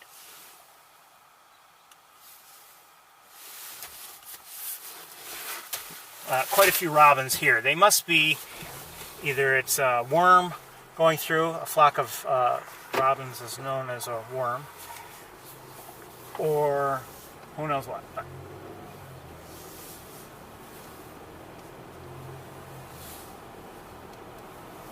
This eagle here is not quite as out in the open as the other one was.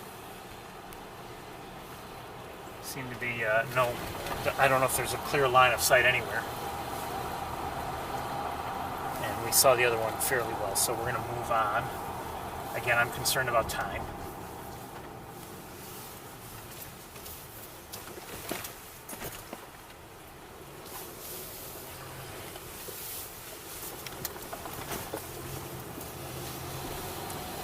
Yeah, lots of robins flying around, which is fine by me, as I love robins.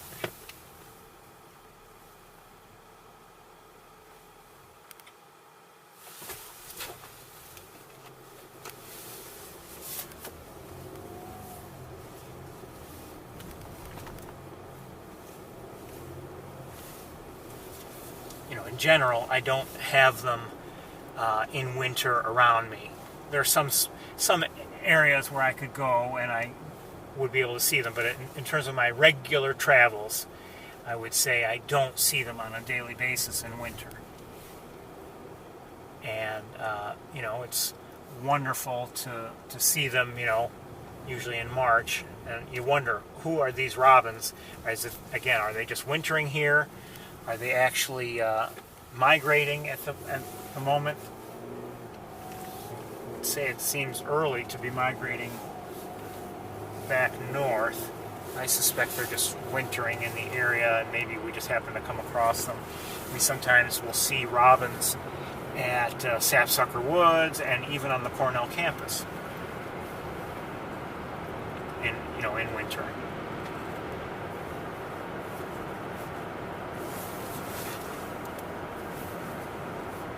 I'm going to skip Shockey Pool altogether. I'm not saying there's nothing there, but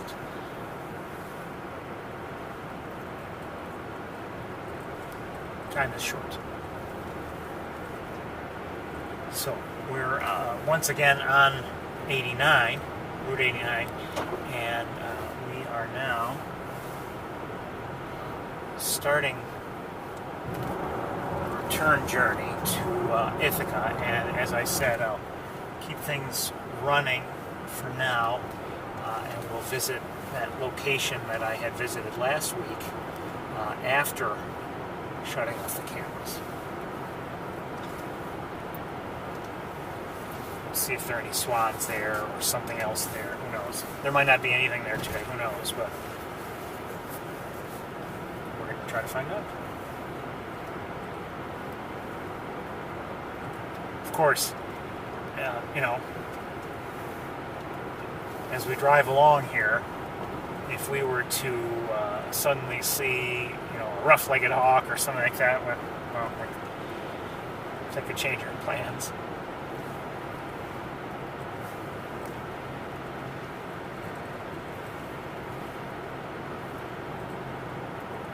Looks like from here, from what I can see of that water, that is, I believe, you know, part of the main pool that's surrounded by Wildlife Drive, it seems like it's at least partially covered with ice.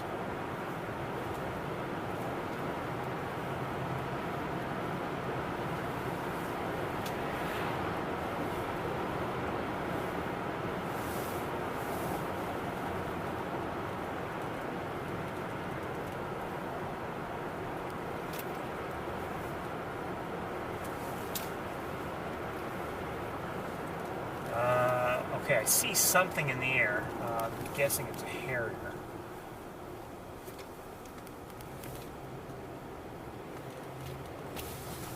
Stop here for a second. And it is. Okay, it's a northern harrier. And flying, it's not close.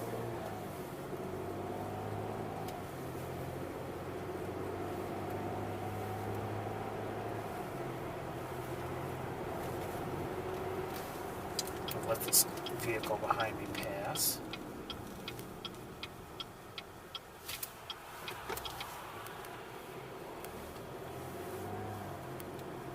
You have to look for birds, you have to watch for other vehicles, you have to watch for this, watch for that. Hold on a second. What am I seeing? Nothing. Okay. Never mind. Well, it's snow, actually.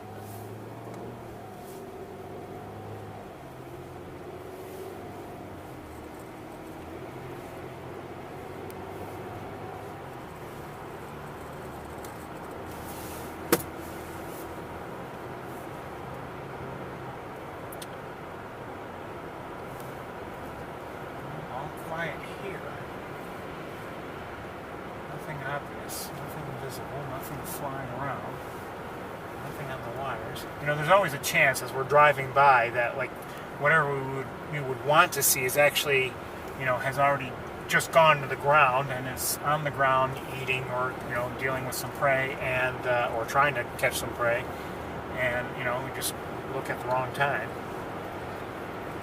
Okay, but nothing else here. We saw that harrier and that was it. Or I saw the harrier. And you are taking my word for it. Or not.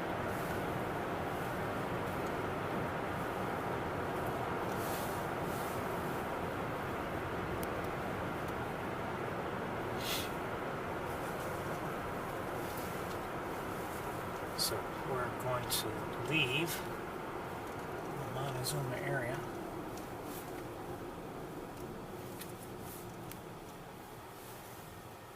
It's late, actually, now that I think about it. It's almost 2:30.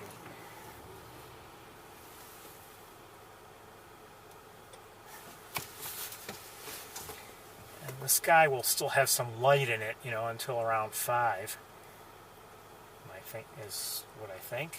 That's what I've happened to notice the last few days. It won't be, you know, bright, but it'll still be, still have some light in it. It'll be, you know, twilight.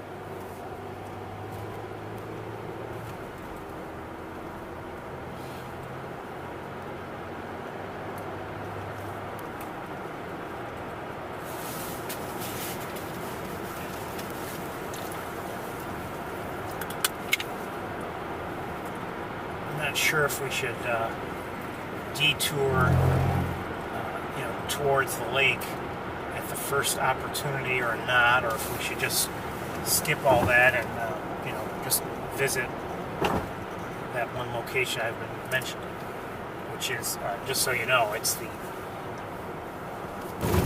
that location where I saw the swans last week, and I did mention it then. It was the Cayuga State Park. You know, boat launch area.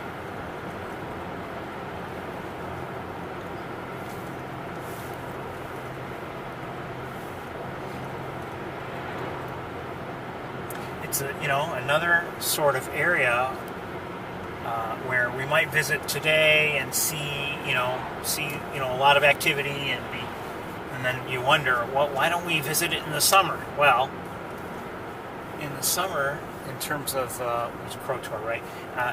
In the summer, you know, there's usually, in terms of the water, very little activity there, if any.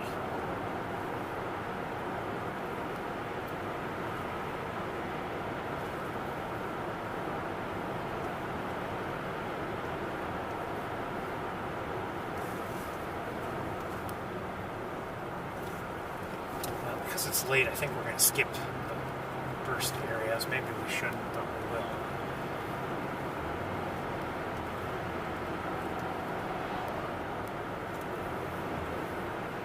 Unless from here I happen to catch sight of something. And actually, I'm not catching any sight of anything from here. Now, I don't have a good, clear look at the view of the water, but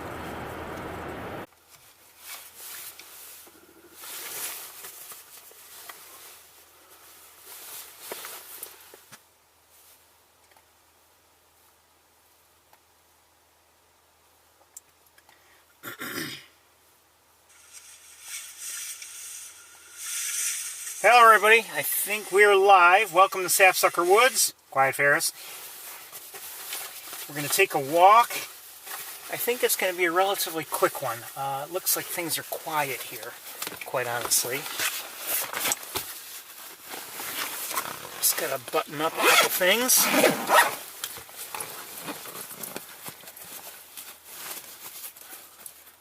I have seen some starlings, black-capped chickadee, white-breasted nuthatch, downy woodpeckers. What else? Anything else? Oh, I'm not sure.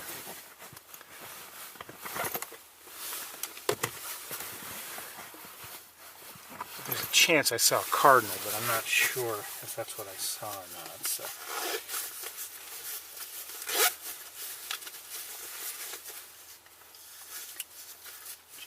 get the batteries in the gloves. Uneventful trip here. Did see, a variety of birds on my way, and I did eventually, actually shortly after closing up, and I started to make my way, I saw some swans, and we might have had, well, there wasn't a good place to park, but they were actually close to the shoreline. Would have been nice to see them. And also the large flock of ducks on the southern end of Cayuga Lake was still there, but spread out a little bit more. And I was tempted. The problem there, come on, get in there. The problem there is it's rather difficult to. Well, some people can park. I don't know where we're really truly able to park and not park, and there are only so many good places from which to see the lake, and it would be nice to stop. Other people were there actually and looking at the flock.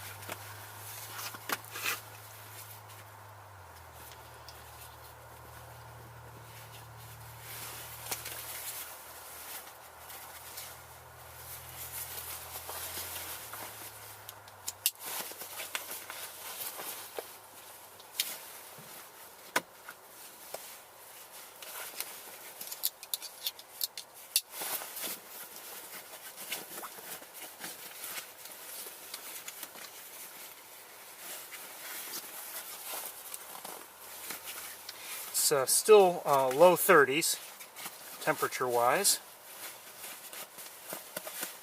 so not exactly warm. But I mean, it's not. I'm not complaining because it's not like it's 3 or 4 degrees, single-digit temperatures or anything like that. In fact, I might even overheat as I walk. It always depends, or often I should say, often depends on how much snow is on the ground, how difficult it is to walk through it.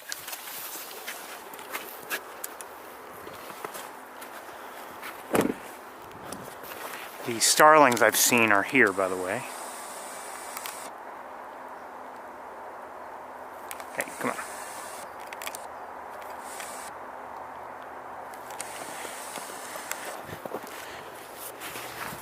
Anyway, things seem rather quiet today here.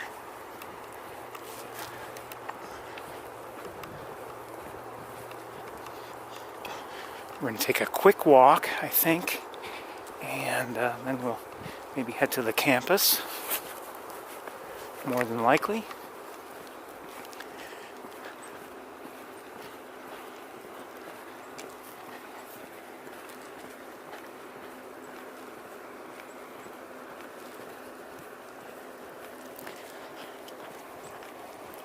I hear a chickadee, at least I think I do.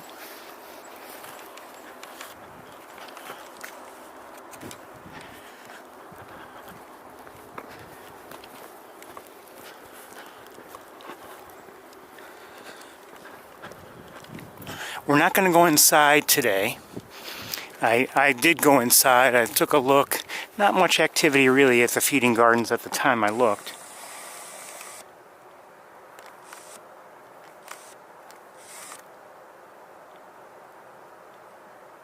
Is it a junco? Might be. Dark-eyed junco.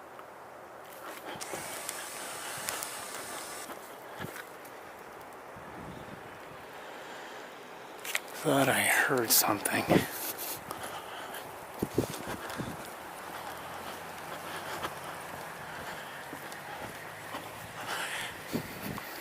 I'd say there's more snow on the ground here than there was in Montezuma.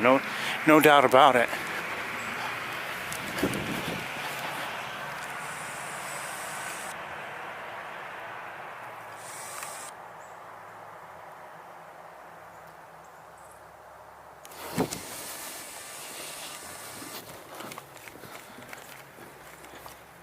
Oh, just saw a cardinal, northern cardinal.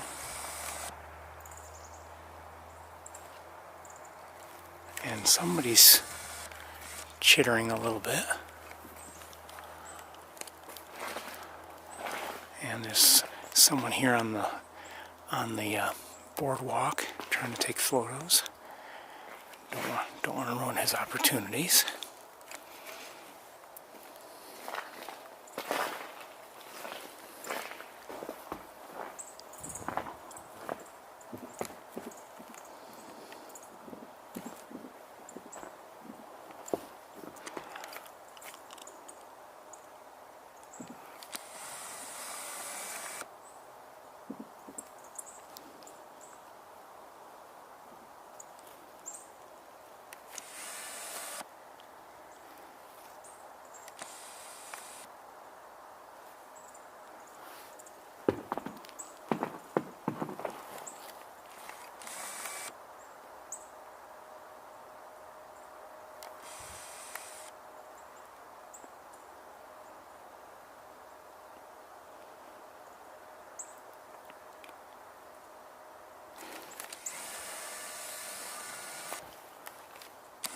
There's a female cardinal, looking beautiful.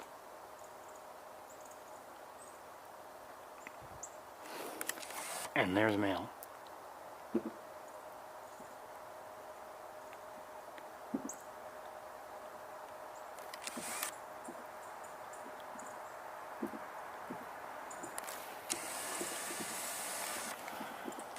And everybody's scattering.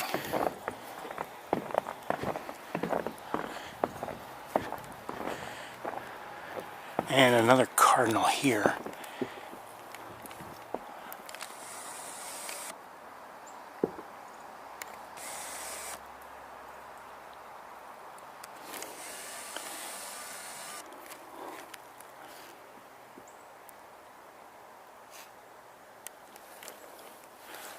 The pond is essentially covered with snow or ice.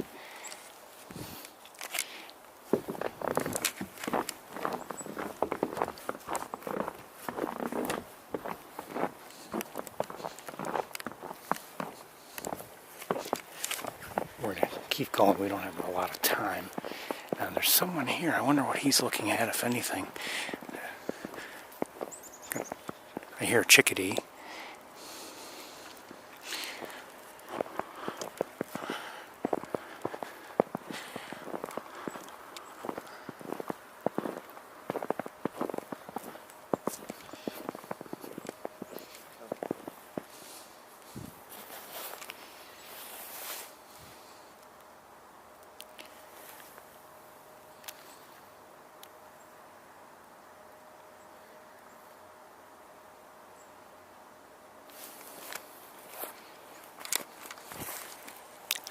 Not much going on.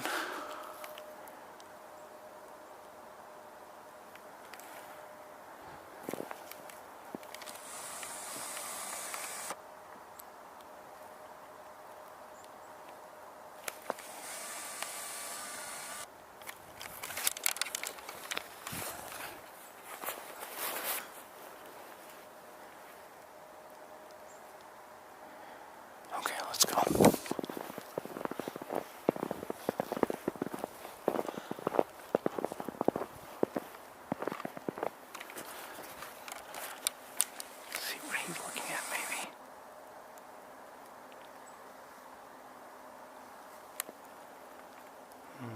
Seeing anything, to be honest with you. I think he's not. Alright, let's go.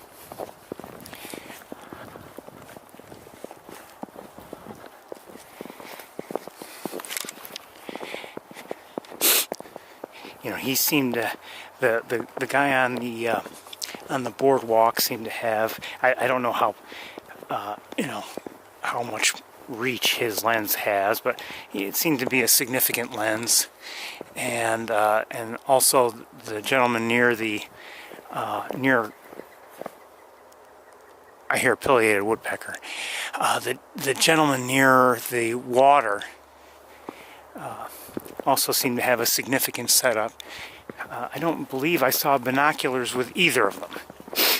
Maybe I'm wrong. But I've seen over the years what I believe is a mistake. people make. And again, it's my own opinion. But you know, people come here and maybe they have a powerful camera lens here or wherever, and you know, they sometimes seem to struggle to find things. Well, as you know, I think it's a good idea. I think this is nothing over here. Yeah, it's nothing. To have binoculars with you, even if you have a powerful lens. You know, if you're talking about a prime lens, meaning it has only one focal length, you know, let's even say it's a powerful 500 millimeter or 600 millimeter lens, you know, you're going to have a more limited field of view. You're going to be looking out at, you know, one distance. Yes, you can focus, but one distance effectively. And if it's a powerful lens, you're only going to have a relatively narrow field of view. And I'm not saying that's a bad thing, but in terms of searching for birds, that can be more problematic. Sure, you can use the naked eye, so you don't have to be looking through the camera lens at all times, but okay, I hear a white-breasted nuthatch, I hear a woodpecker nearby, and we have either a hairy or a downy.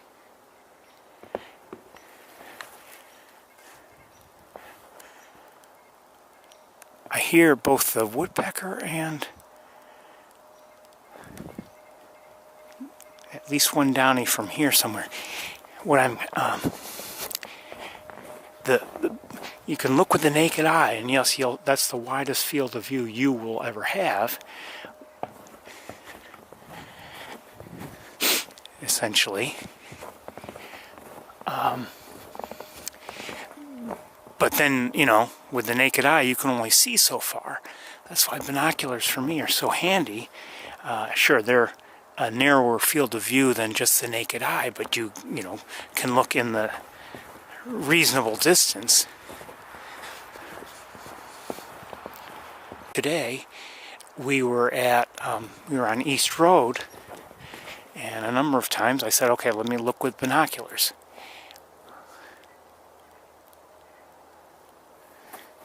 And that gave me a better look down, you know, down in the, you know, closer to the water. Helped me to find things or not find things.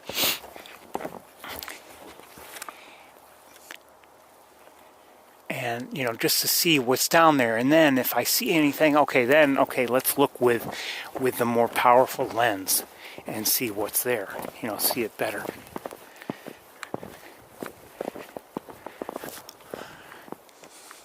And, you know, that's how I do things. Maybe for other people, they don't need to do that, but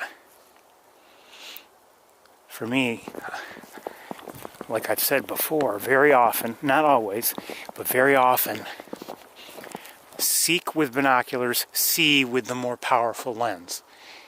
Okay, somebody is flying around there.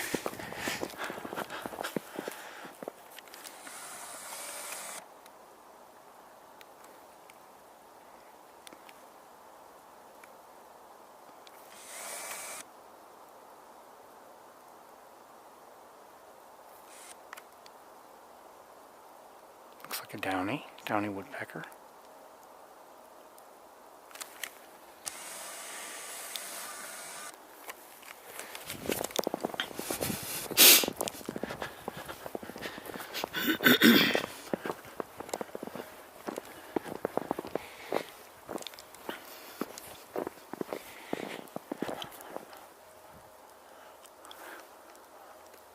I use, you know, all three sets of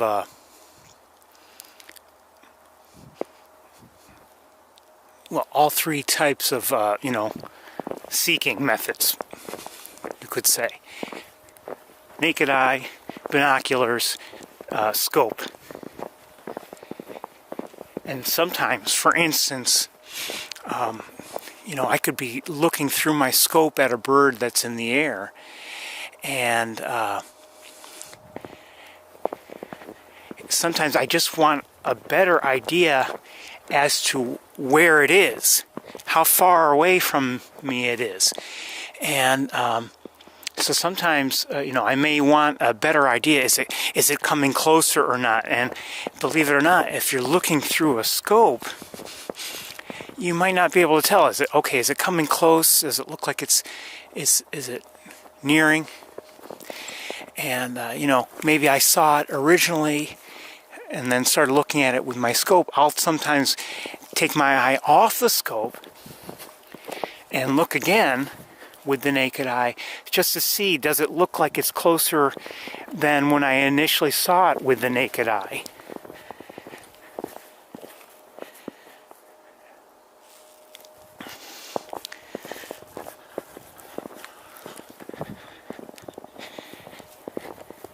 And you might say, well, what difference does it make? Why?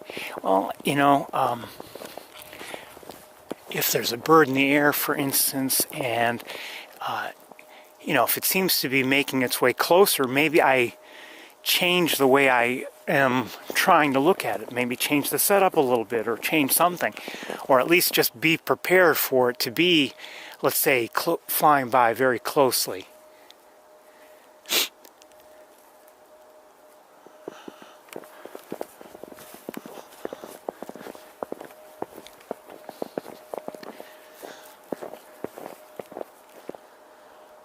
You know, let's walk this way just a little bit. Just a little bit.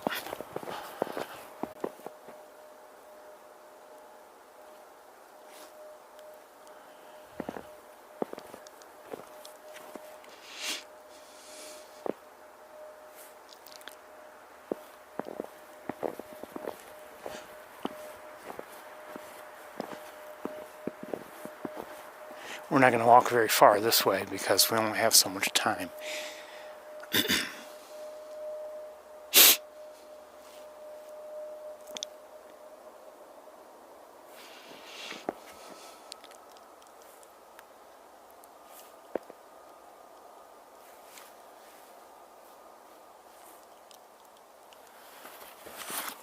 Okay, let's turn around.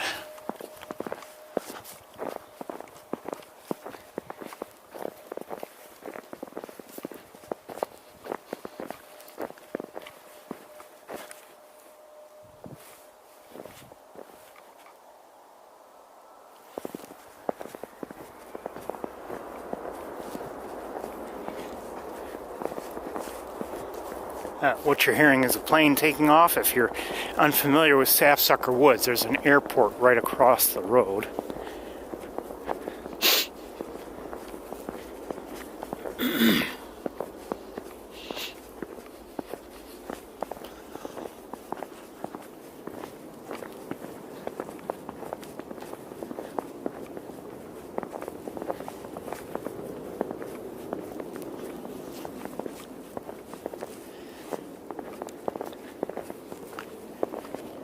I suspect most of the people tuned in right now are at least somewhat familiar with Sapsucker Woods, but you never know, there could be someone new.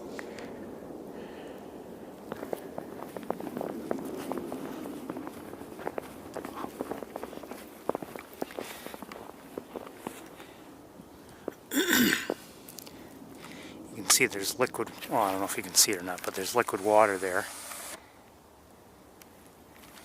So not everything is completely frozen solid by any means.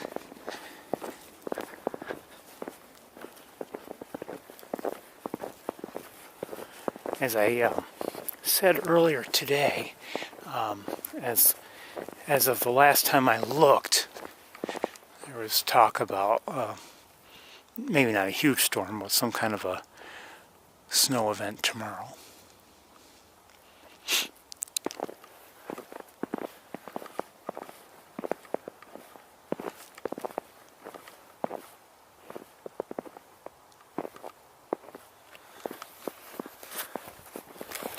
I want to look at something.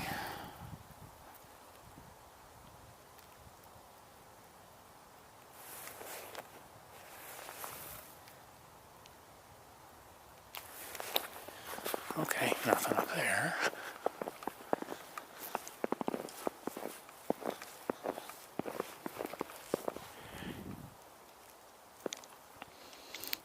It's pretty quiet here, unsurprisingly so, really.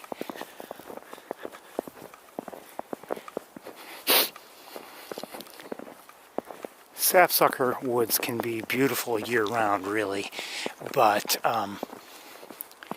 you know, I have to admit, in the winter months, there are days, many days, when things seem pretty quiet in terms of bird watching.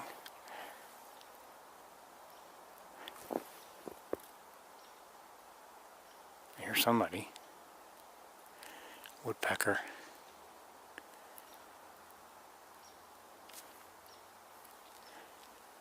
I'm not sure if it's either a harrier or a downy.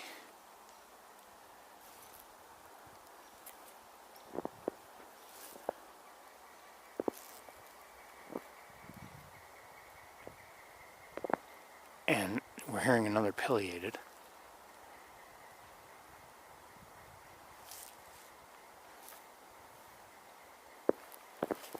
We'll walk that way just a bit.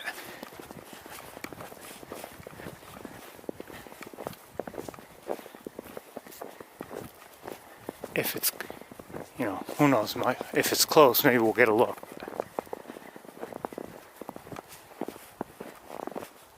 We might not find it now if it's going to stop vocalizing.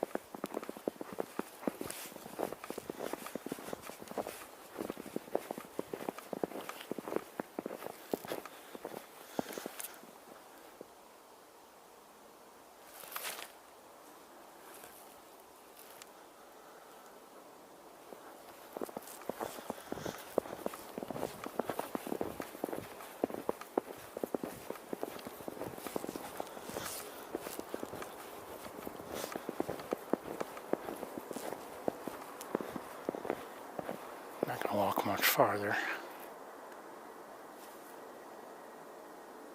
I think I'm hearing it again. Maybe not.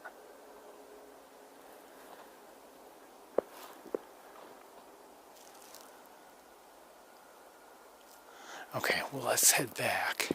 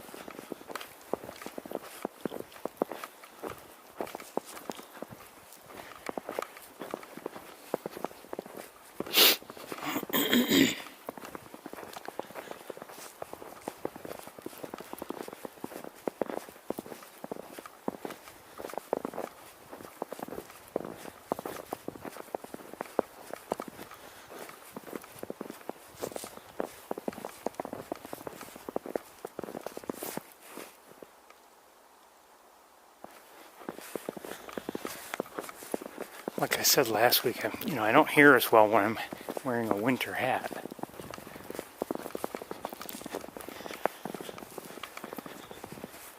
Covering my ears a bit.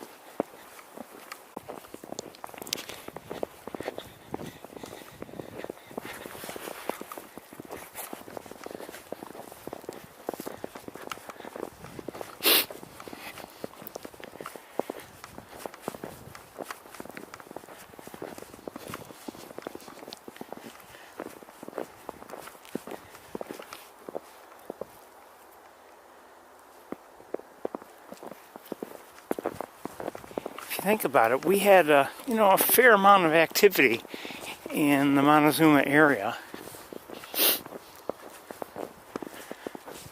Some bald eagles, Canada geese, swans, probably tundra and trumpeter. All those robins.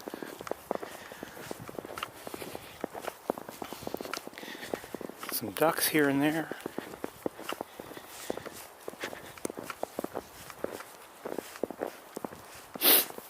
Now here at Sapsucker, things are quiet.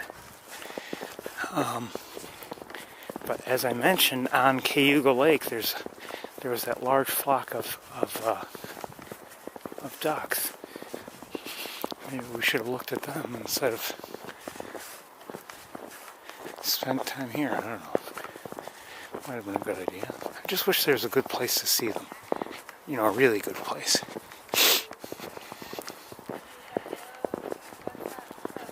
Everyone had their own thing, but then everyone had such different,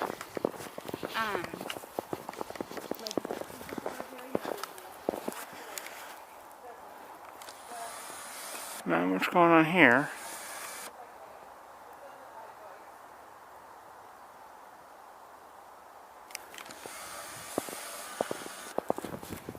Alright, let's keep moving, I think. We're not seeing many birds. Might as well continue.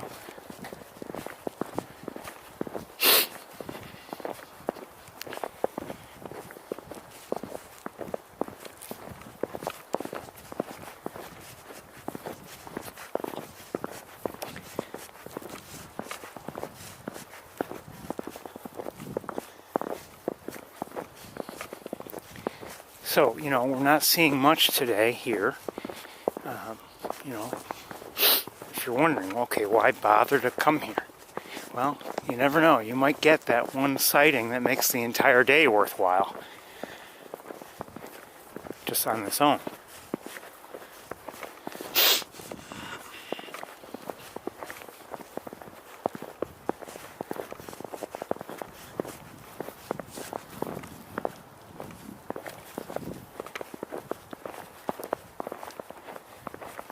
Said it before many times.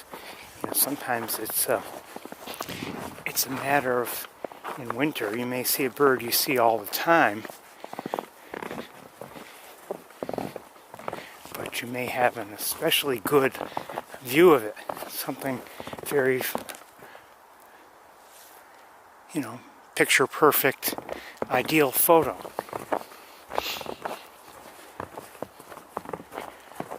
We see cardinals, for instance, northern cardinals, all year round, fine. But it seems to me that most people value the views they get in the winter.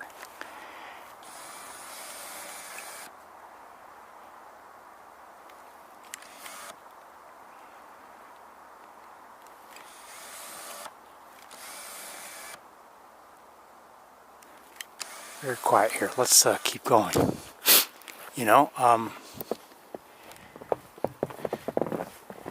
Obviously you see a lot of, if you see photographs of birds at, around Christmas time, for instance, very often it's a photograph of a northern cardinal with, maybe some greenery around it and some snow.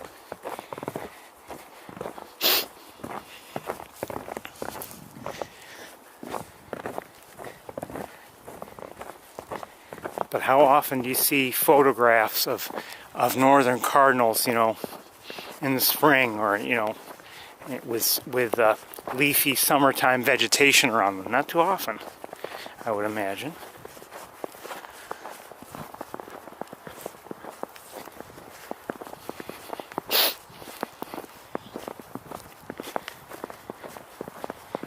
And some of the best looks you can have at a given bird will be, on, otherwise bare branches.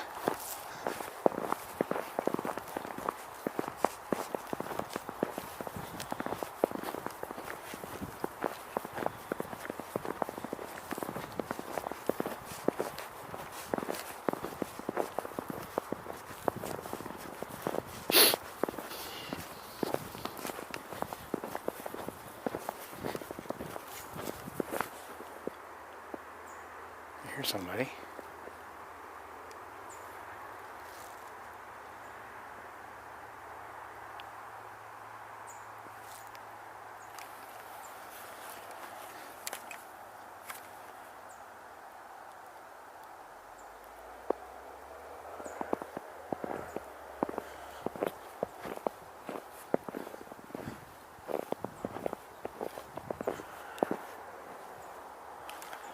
Maybe a sparrow of some sort? I don't know.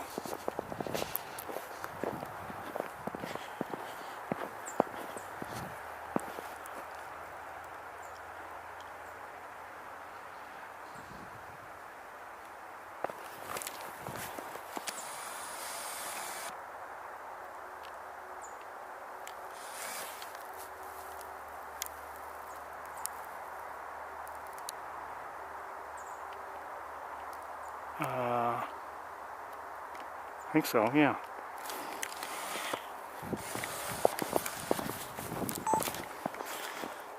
Oh, shoot.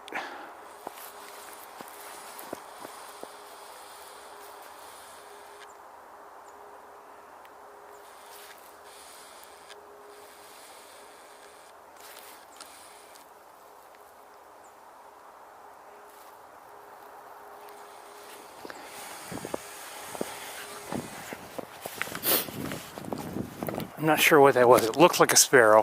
At first, some of the striping had me thinking, could it be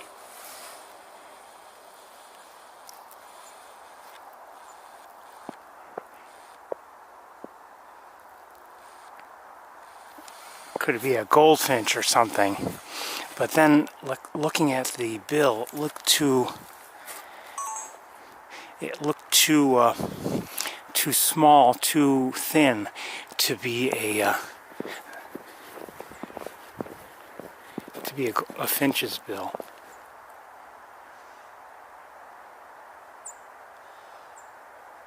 Am I hearing catbird?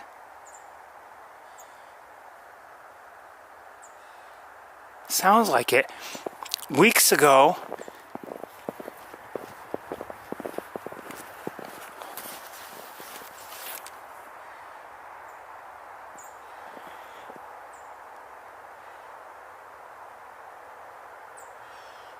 yeah, that sounds like a gray catbird. I think so. Weeks ago, one had been reported here. I think it was here at Sapsucker. You know, this is not the time of year for a gray catbird, so that would be considered rare.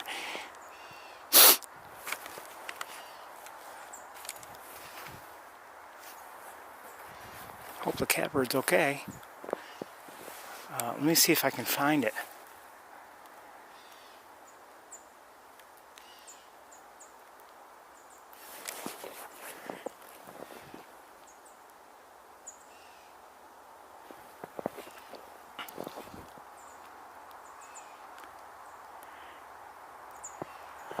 Well, it's not close. There are other things too, like these birds here. Where are they?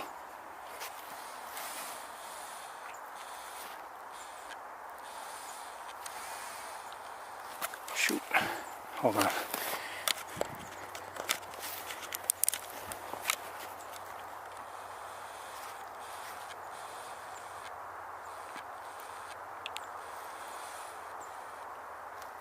Looks like an American tree sparrow.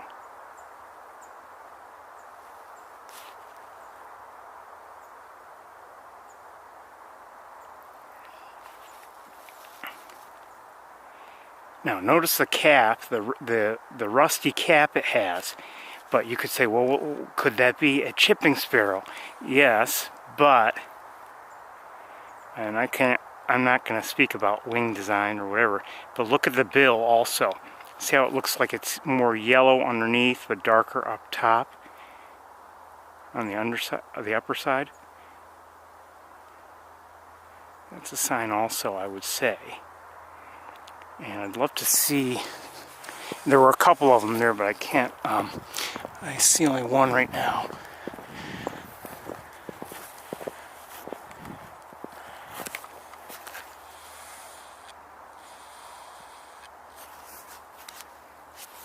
this. Hold on.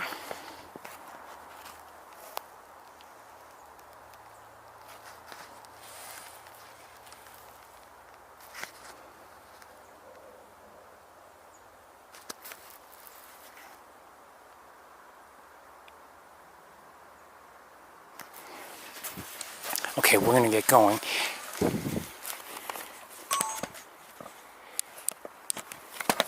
Hold on, let's put my glove back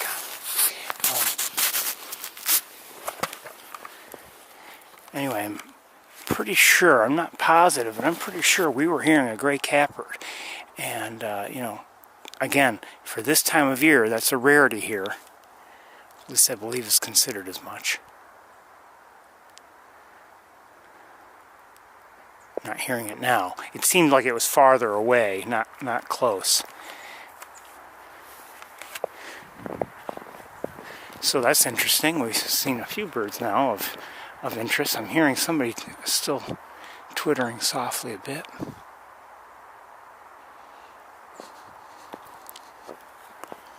It could be I'm not sure if that is a vocalization from an American tree sparrow or not. American tree sparrows, you see them in the colder months here. And you don't see chipping sparrows. So if we were to see a chipping sparrow, it would be considered rare. Oh, mallards, I think.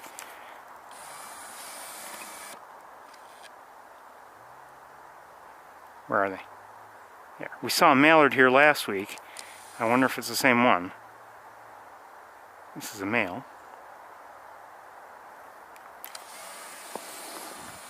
Let's move on. I don't want to bother it.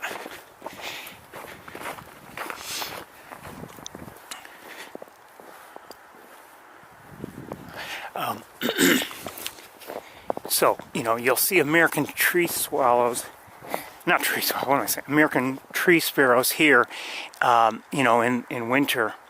And if you see a chipping sparrow, it's considered rare. And lately I've seen reports, I can't remember where they were, but of chipping sparrows. And, you know, assuming the identification was correct, they were rarities.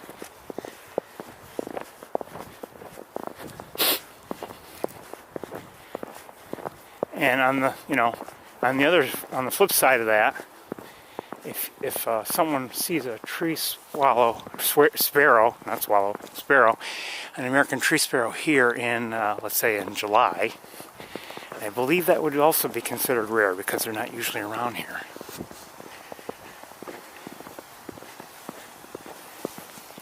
Actually, I would really not want to see a tree swallow. And I did not misspeak that time. You know, this time of year, because, you know, they feed on insects and not much to feed on right now. I think I told you in the spring, last spring, we, you know, the weather had been getting warm and everything, and then all of a sudden, 1 or 2 days, some snow came through.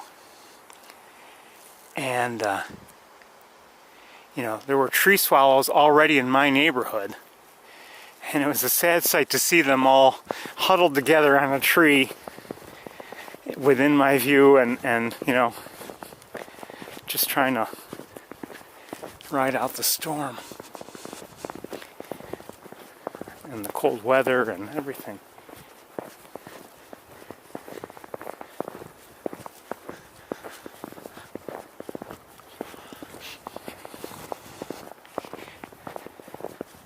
I never want, you know, a huge amount of snow at any one time.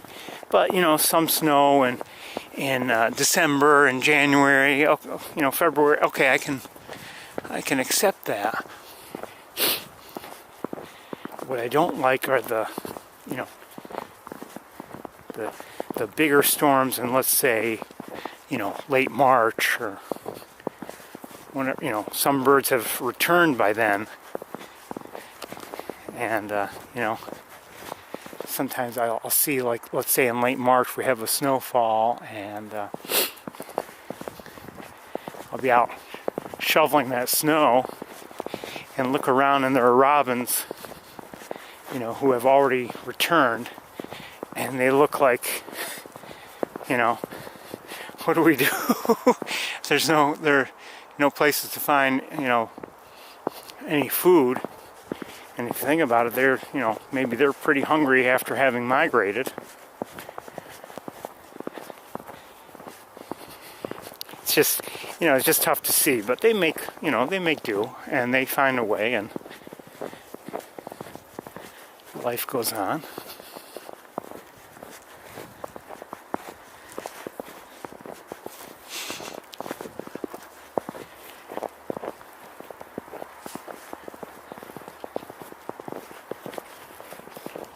We're going to skip the Fuller wetlands again, or at least that observation area. We're just going to go to the car. We didn't see a lot here.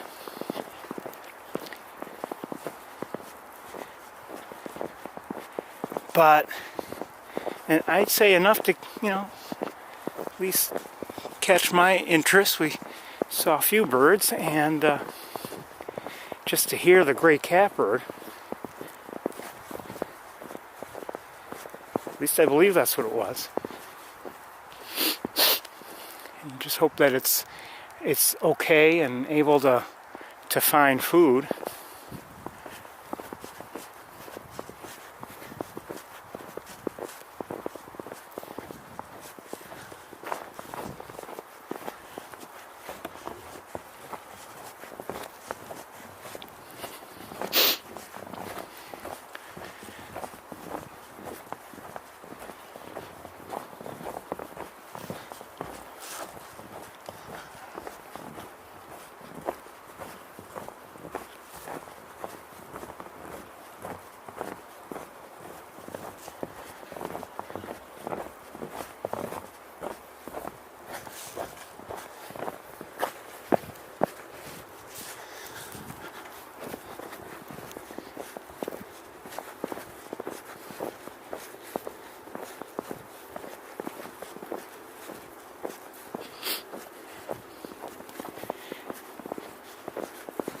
So we saw a mallard, no geese, no other ducks, and really no surprise.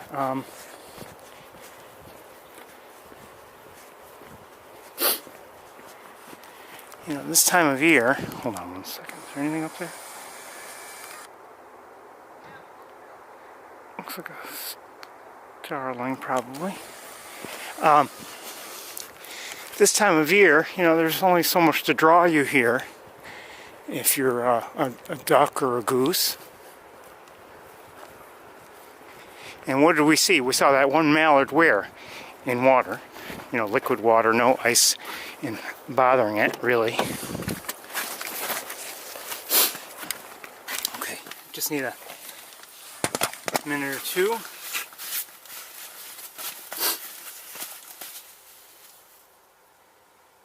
I don't know if there's an issue with the bubblers or if they've just decided not to bother with them anymore. I have no idea.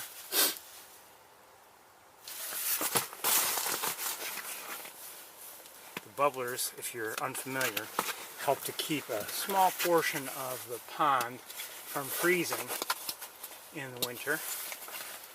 It's right outside the observation windows of the lab of ornithology, but they haven't used them. Actually, it's been a few years now, and I don't know why.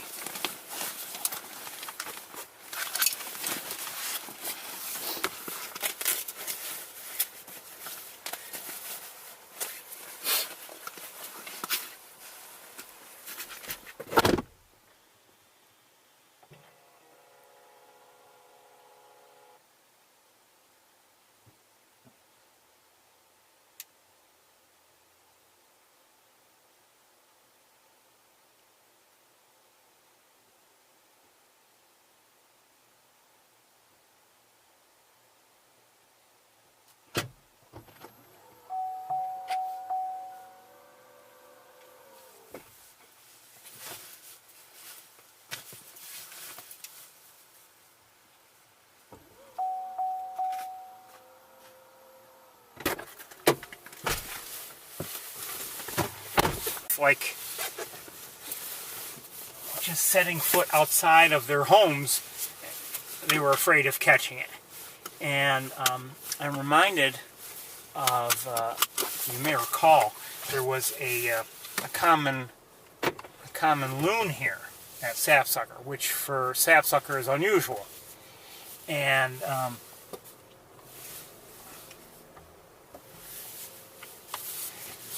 you know, we looked at it together quite a bit, and in fact, I think I came here twice to look at it. Once before I started the tour that day, and then later on. And you know, I posted the video, and you know, people were thanking me. People at the lab were thanking me for the video, and just got the impression that they were afraid to even come here and be outside. As if, like, I don't know, setting foot outside and you're going to get it automatically. And, you know, it's not really how things work.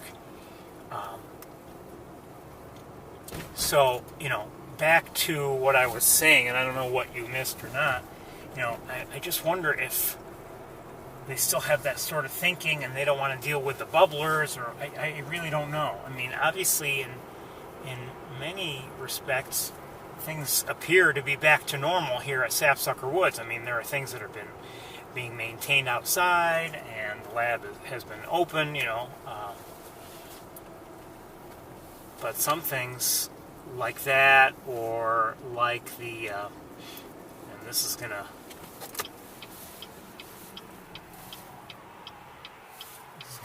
not bother some people, but some people I think are going to agree with me. I mean, they don't have any cameras working here. Well, they have the feeding garden cameras, but they don't have the pond cam working, and haven't for years. And I don't know if they just decided not to bother with that anymore. In a way, I can understand that, and I know people like looking through it, but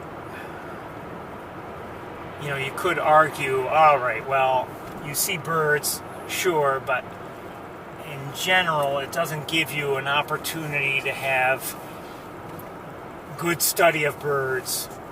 I would argue that it's more of a study of a particular ecosystem rather than like specific birds. And you might say, well, isn't that true of the feeding garden? Well, it's a little different, only because, let's face it, there's a lot of activity at the feeding garden on a relative basis. The pond cam had, sure, some activity, but you know, often you'd need someone operating the camera and looking for it, for that activity. Whereas the cameras for the feeding garden, you know, they're pointed a certain way, and you know, the food is what draws all the birds. So, you know, from an activity standpoint, no problem there.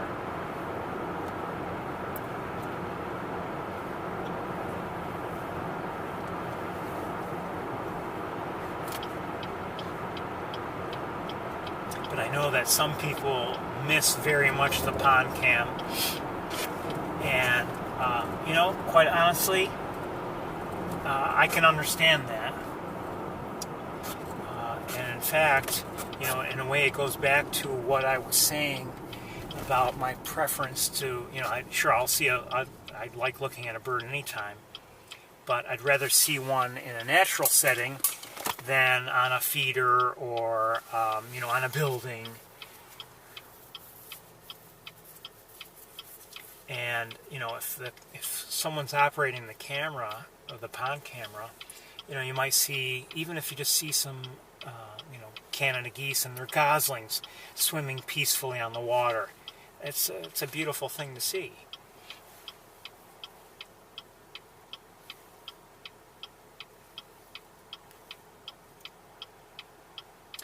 You know, with the former great blue heron nest cameras, there was a lot of operation of that either looking at, sure, the nest and what was going on in the nest, but I believe there were times when someone would be operating the camera and looking around elsewhere on the pond. Maybe because there was a great blue heron, within view on the water feeding or just, resting.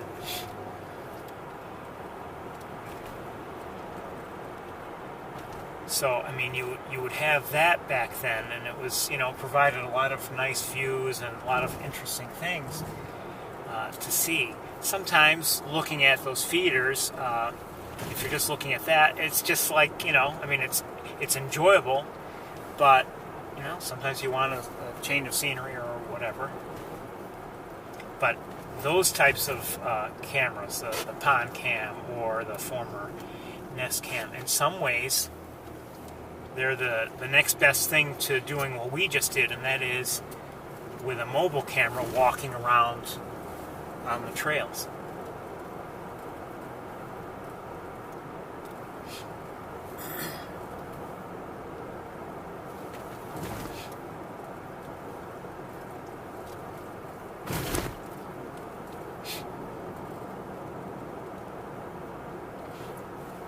I have to say, and I know I've said it before, but I'm very happy to be able to provide those views of Sapsucker Woods. Especially, at the beginning when we had the great blue heron camera operating and looking both at the nest and maybe as best it could at a heron on the water or maybe nearby or whatever, people would sometimes see, oh, look, there's someone in the background walking on the trails, and I just have the feeling that many wondered, what is it like there at Sapsucker? And, since we started coming here on the tour, I believe people have had a good sense of what's going on at Sapsucker Woods, and it's interesting for me to hear on occasion. I've heard over the years, people who were tuning in, either to me or to the Nest cameras, but also to me, of course, coming to Sapsucker for the first time and recognizing things and feeling like they were very familiar and knew the place, and because they've been able to see the trails from our perspective here on the tour.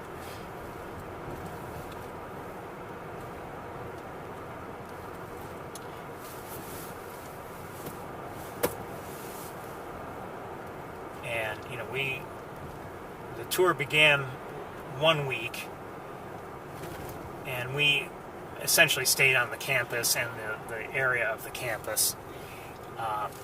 Just didn't have time to do anything else, and that's just how things worked out. But the very next week, we started coming to Sapsucker Woods.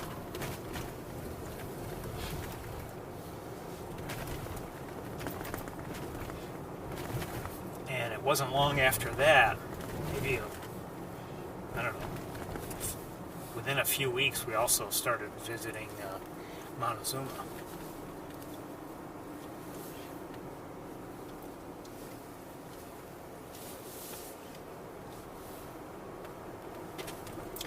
Today, being the 21st, if students aren't back, they soon will be. I believe they are. I'm seeing a fair number of people. Well, actually, there's young children here, so I wonder if it's a late program of some sort of winter break. But if winter break's not over, it will be very, very soon. I see a fair number of people walking around, so I wonder if, I don't know with certainty. I wouldn't be surprised if classes start Monday, for instance. I don't know, but if they haven't already started.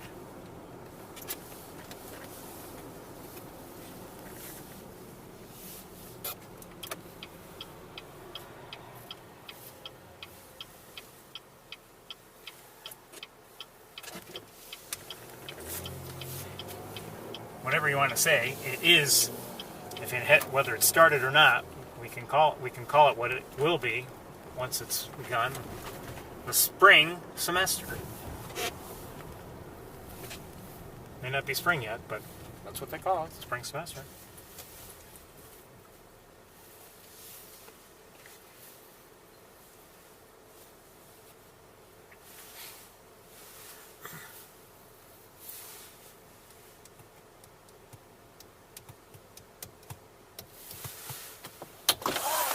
We don't have much time. It's nearing 5 o'clock. Come on, Light, let's go.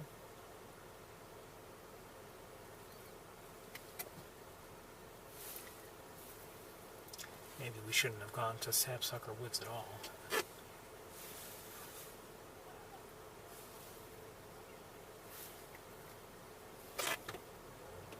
Come on. Let's go.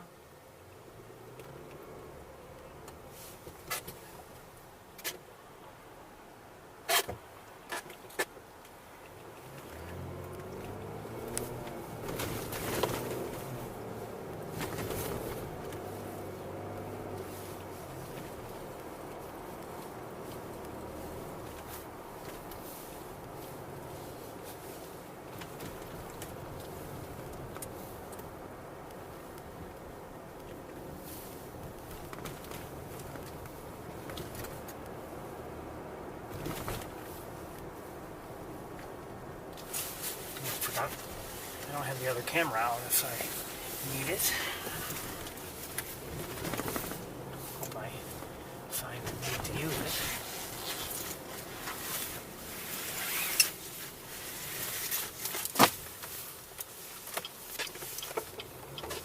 Come on. Come on. Go. There you go.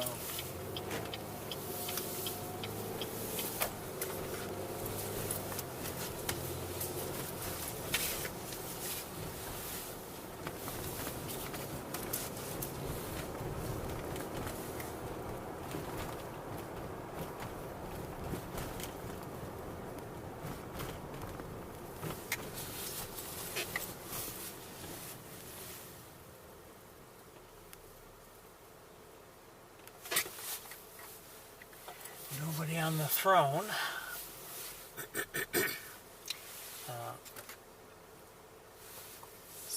Just so you know, it's reading 33 degrees here. I just saw somebody, a smaller bird fly by. Don't know what it was, but somehow it looked like it might have been a woodpecker. I'm not sure.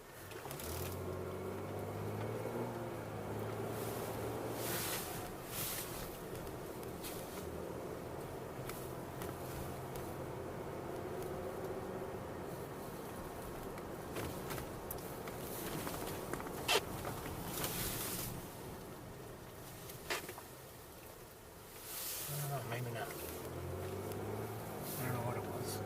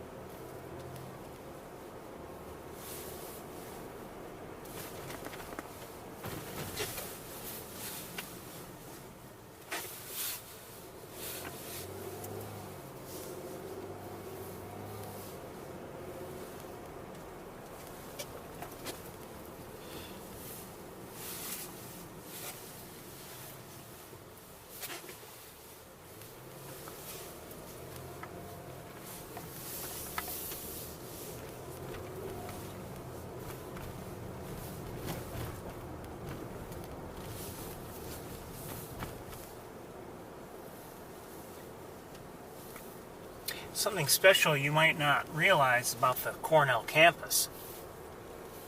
And that is, there are times when it's snowing and you might, you could be walking and the snow is blowing right in your face. And, okay, later on, you're walking back, you're walking in the opposite direction, and somehow the snow is still blowing right in your face. So I think what happens is, here is the only place on Earth where the snow can blow in all directions all at once.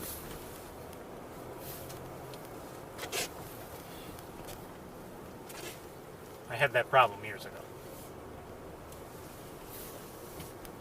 It seemed like no matter what I was doing, where I was going, the snow was blowing in my face.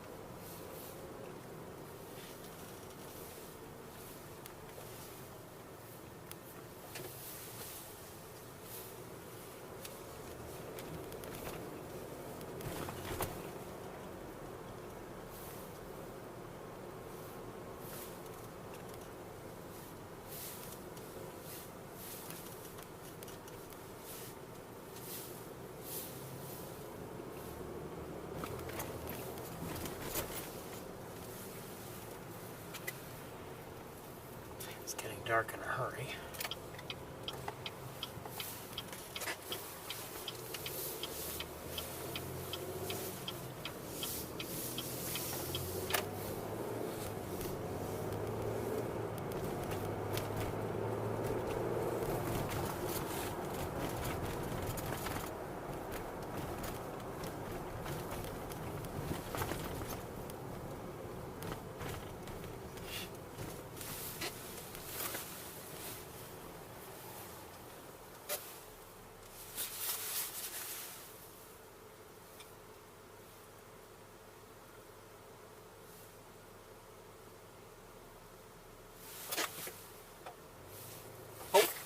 I just saw a Cooper's hawk. I think. Oh, no, it might not have been. It might have been something else, but it's something smaller than a red-tailed hawk. And it had a longer tail. I believe it was a Cooper's hawk. Come on, let's go. Could have taken that right on red also earlier.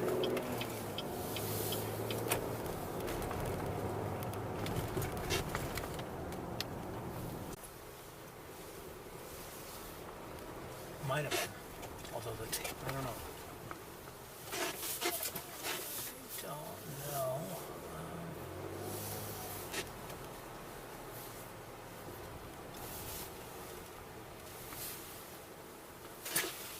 Well, there's nobody in Hawkwise in this area that I can see, so.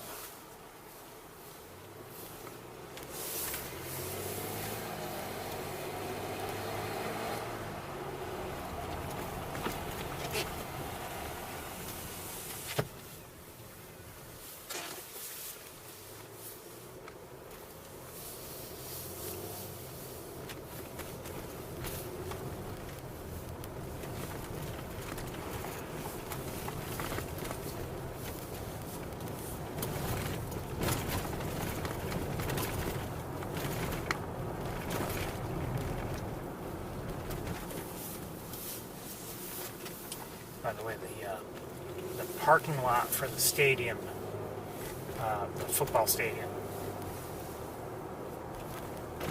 seemed to be, it was being monitored because they must have some sporting event going on.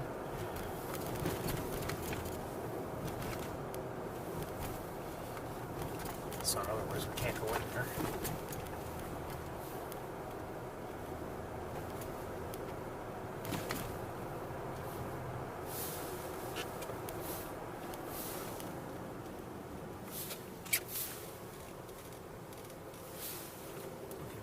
Bradfield on most of the perches that I can see, not all of them.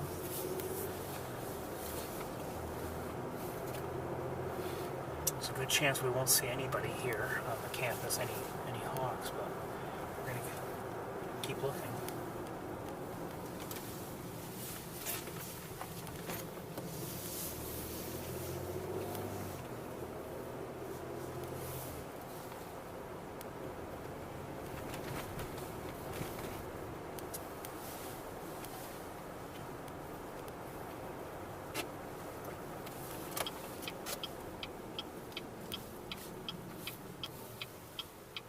Come on, minivan, let's go.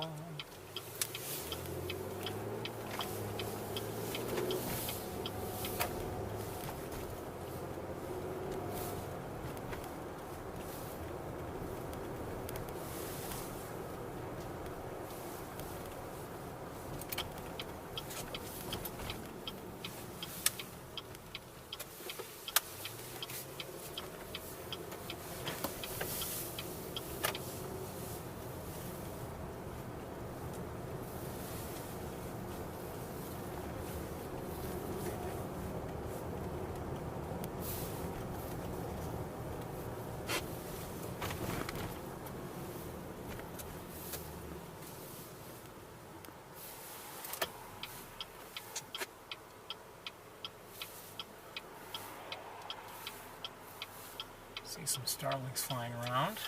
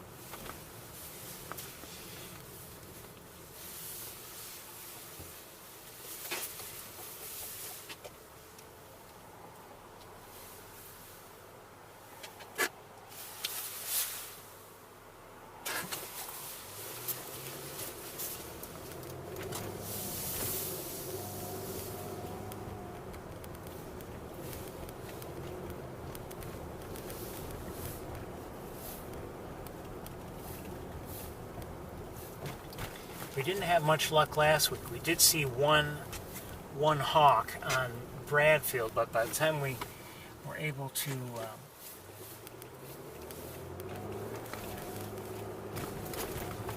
by the time we reached a good place to see it, it was gone.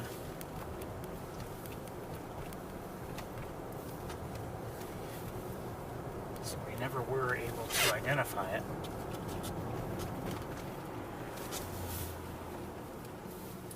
This week we've seen nobody to this point.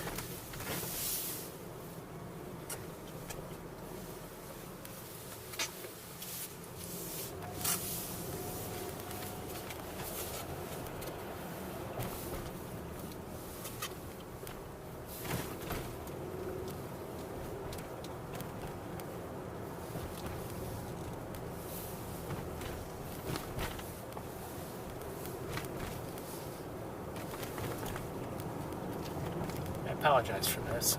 You know, it's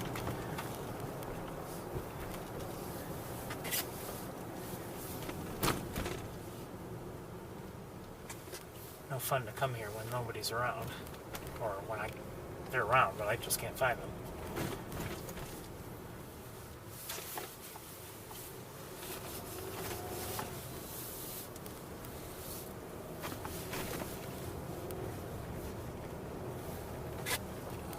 On the water, just want to take a quick look.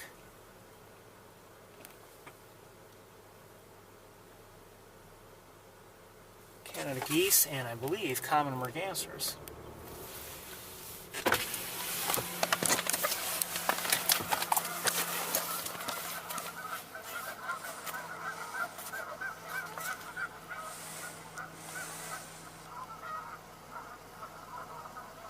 Hold on, gotta go manual.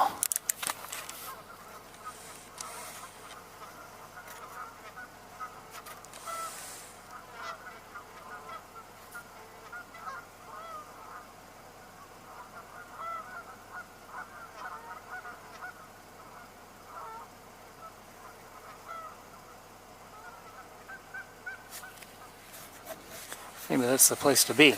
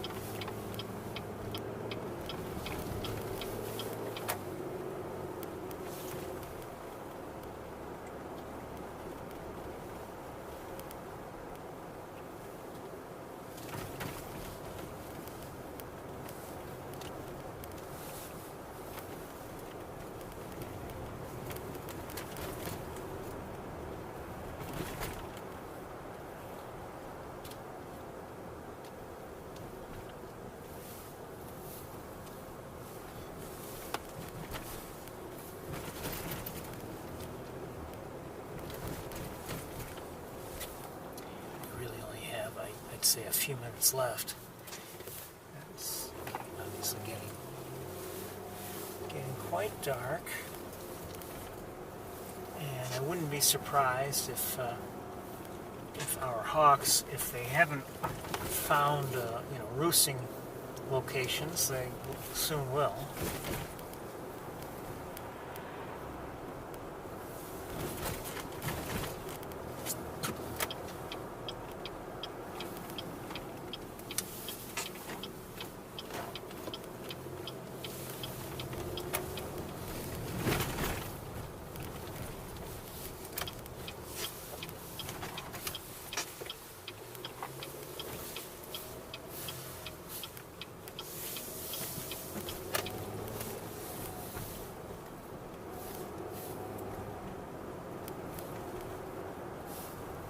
There's no football game. But the parking lot is being used for some other sporting event, maybe hockey. I really don't know.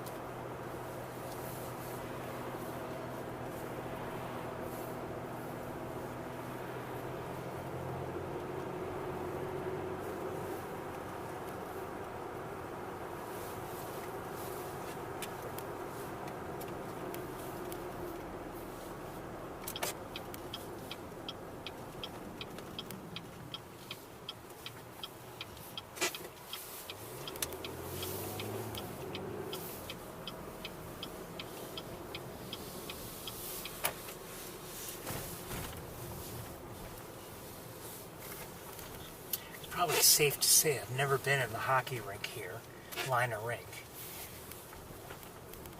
I don't recall ever going here. I know I have never seen a hockey game here. I don't know if I've ever been inside the rink for some other reason, when, something else is going on or something. I rather doubt it.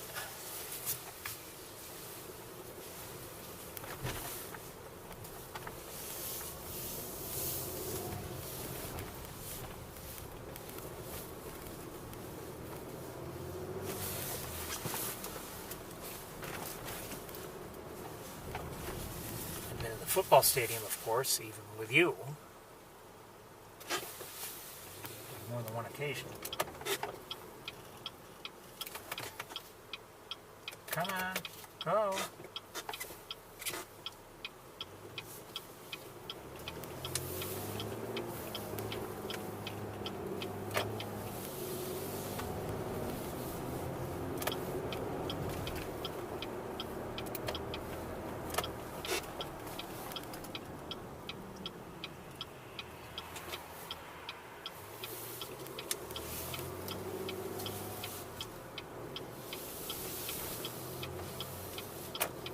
I have to say, thinking back when I was last at in the football stadium, I think we were looking at one of the juveniles, as I recall, just making its way, here and there.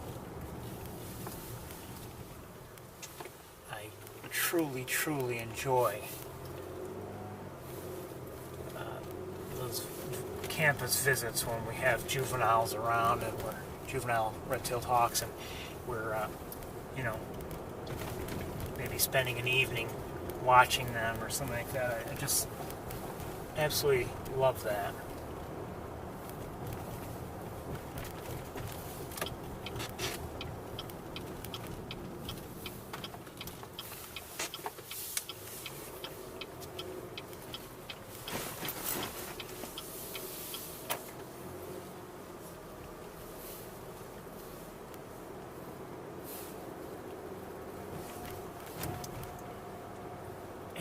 I would say that it provides a perspective that you just can't get from the Nest Cam, and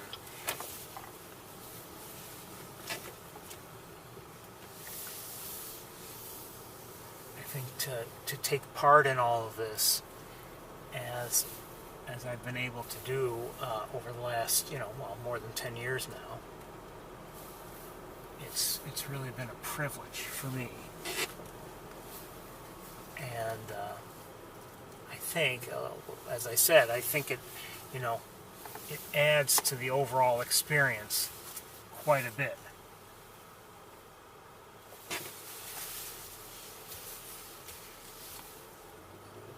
I'm not taking anything away from the ability to see the entire process that takes place at the nest. That's wonderful also, without a doubt.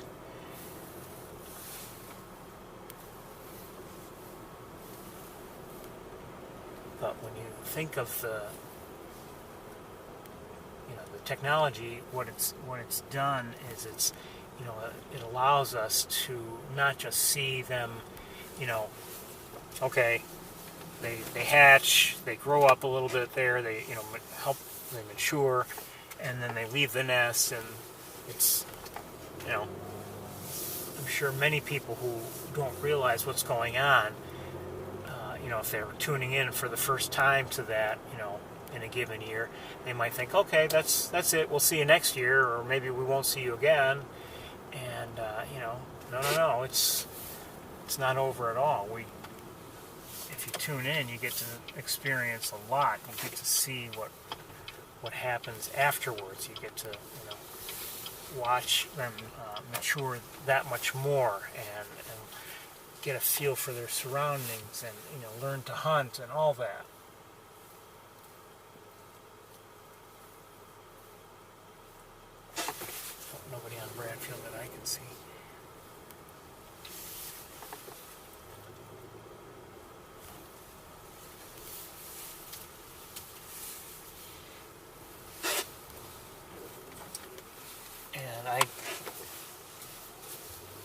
can't imagine. Maybe I'm wrong, but I am doubtful that anyone at the lab realized or predicted that watching Big Red and Ezra and now Big Red and Arthur, that it would be essentially a year-round endeavor, and that people would be watching them, maybe not as much, obviously, in the winter months as they would in once the nesting season has begun, but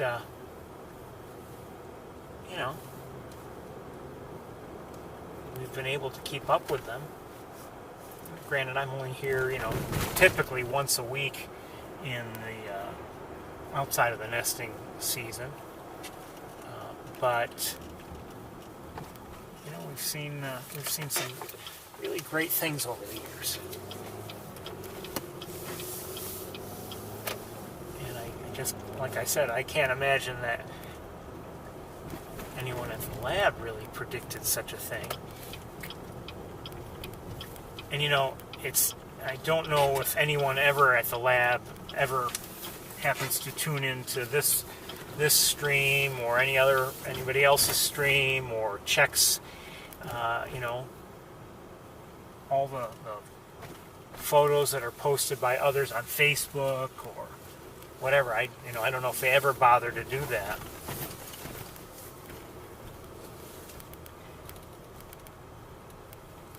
So I wonder if they realize just what the rest of us are seeing, on a fairly regular basis. We're getting to experience that.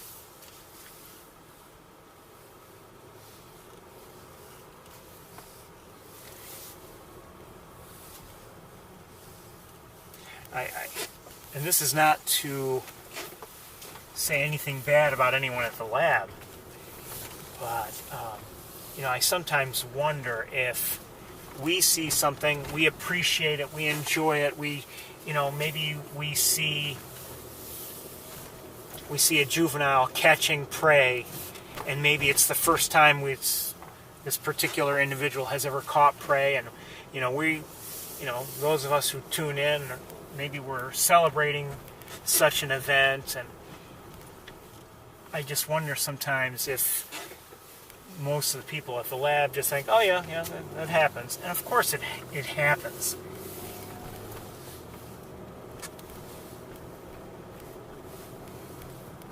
We know that.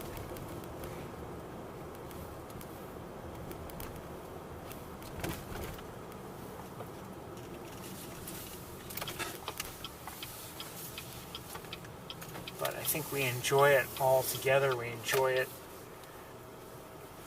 We celebrate the various achievements that one of our hawks has.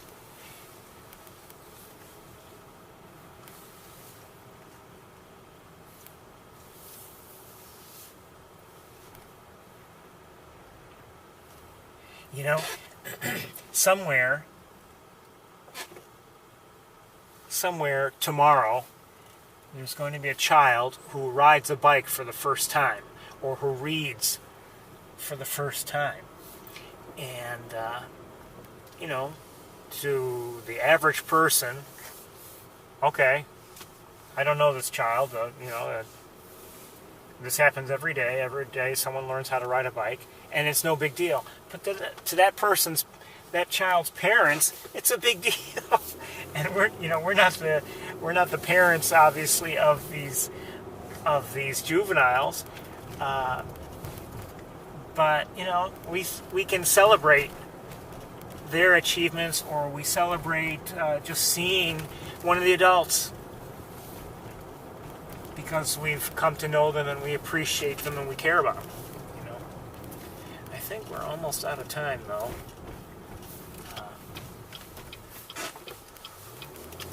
Because it's getting very, very dark, and I'm not seeing anybody, and I apologize for that.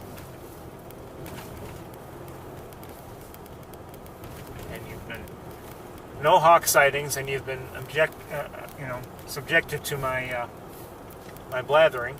Sorry. But it's getting awfully dark, and I think we're just about out of time.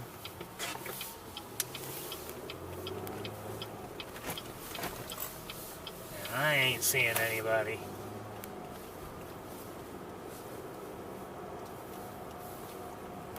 Sorry about that.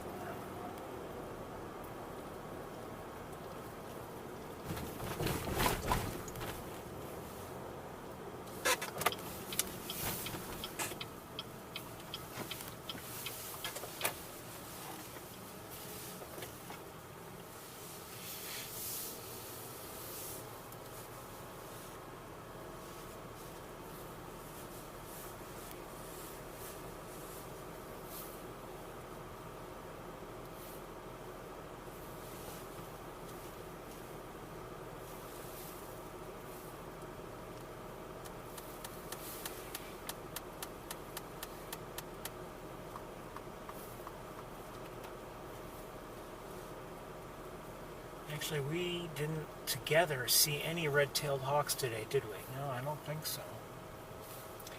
I did see a number of them in my travels, but I didn't.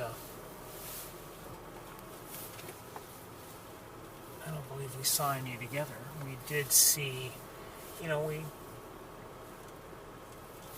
saw northern harriers. We saw, I saw that other.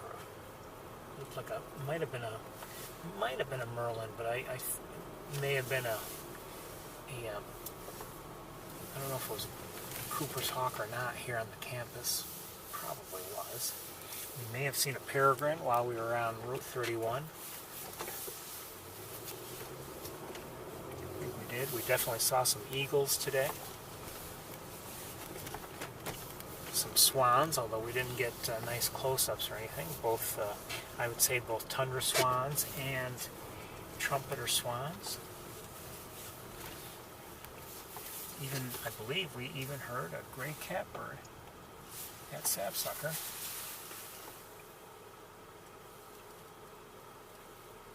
Could say that was the biggest surprise of the day. I think we are just about out of time. Let me, I want to go look at one other thing, just in case, but maybe I shouldn't even bother. It's awfully dark.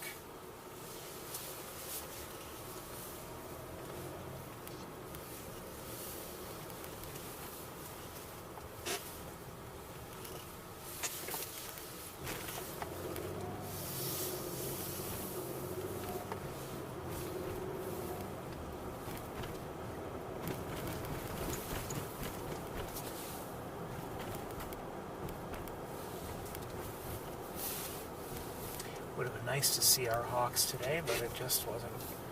Guess it wasn't meant to be.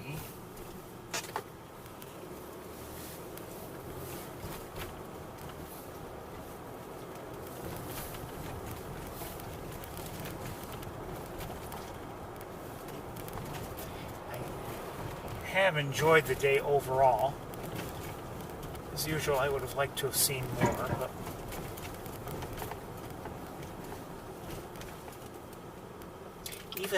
even our walk at Sapsucker Woods, relatively quiet, but it had enough there for it to be somewhat interesting because, especially because of that gray catbird.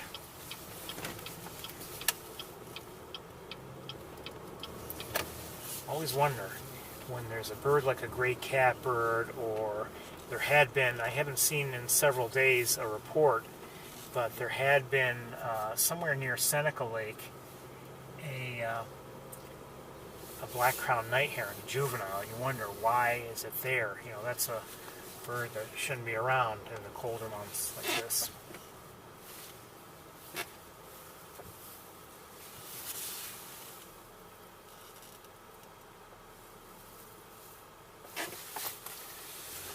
You wonder, what are the circumstances? And you always, at least I always hope for the best. I'm hoping it's doing well enough, whatever bird it is. It's just that it hasn't found the need to continue on, but is fully capable of doing so if it should choose. I think, everybody, though, we're just about out of time, out of light, out of birds. And it's, I think, just about time for me to pack up and head home. It's just...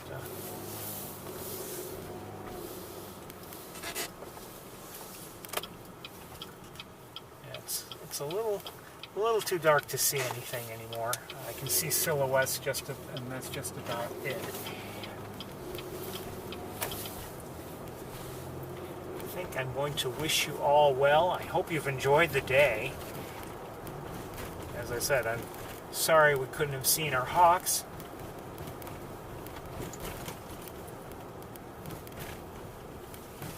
Would have been nice to do so.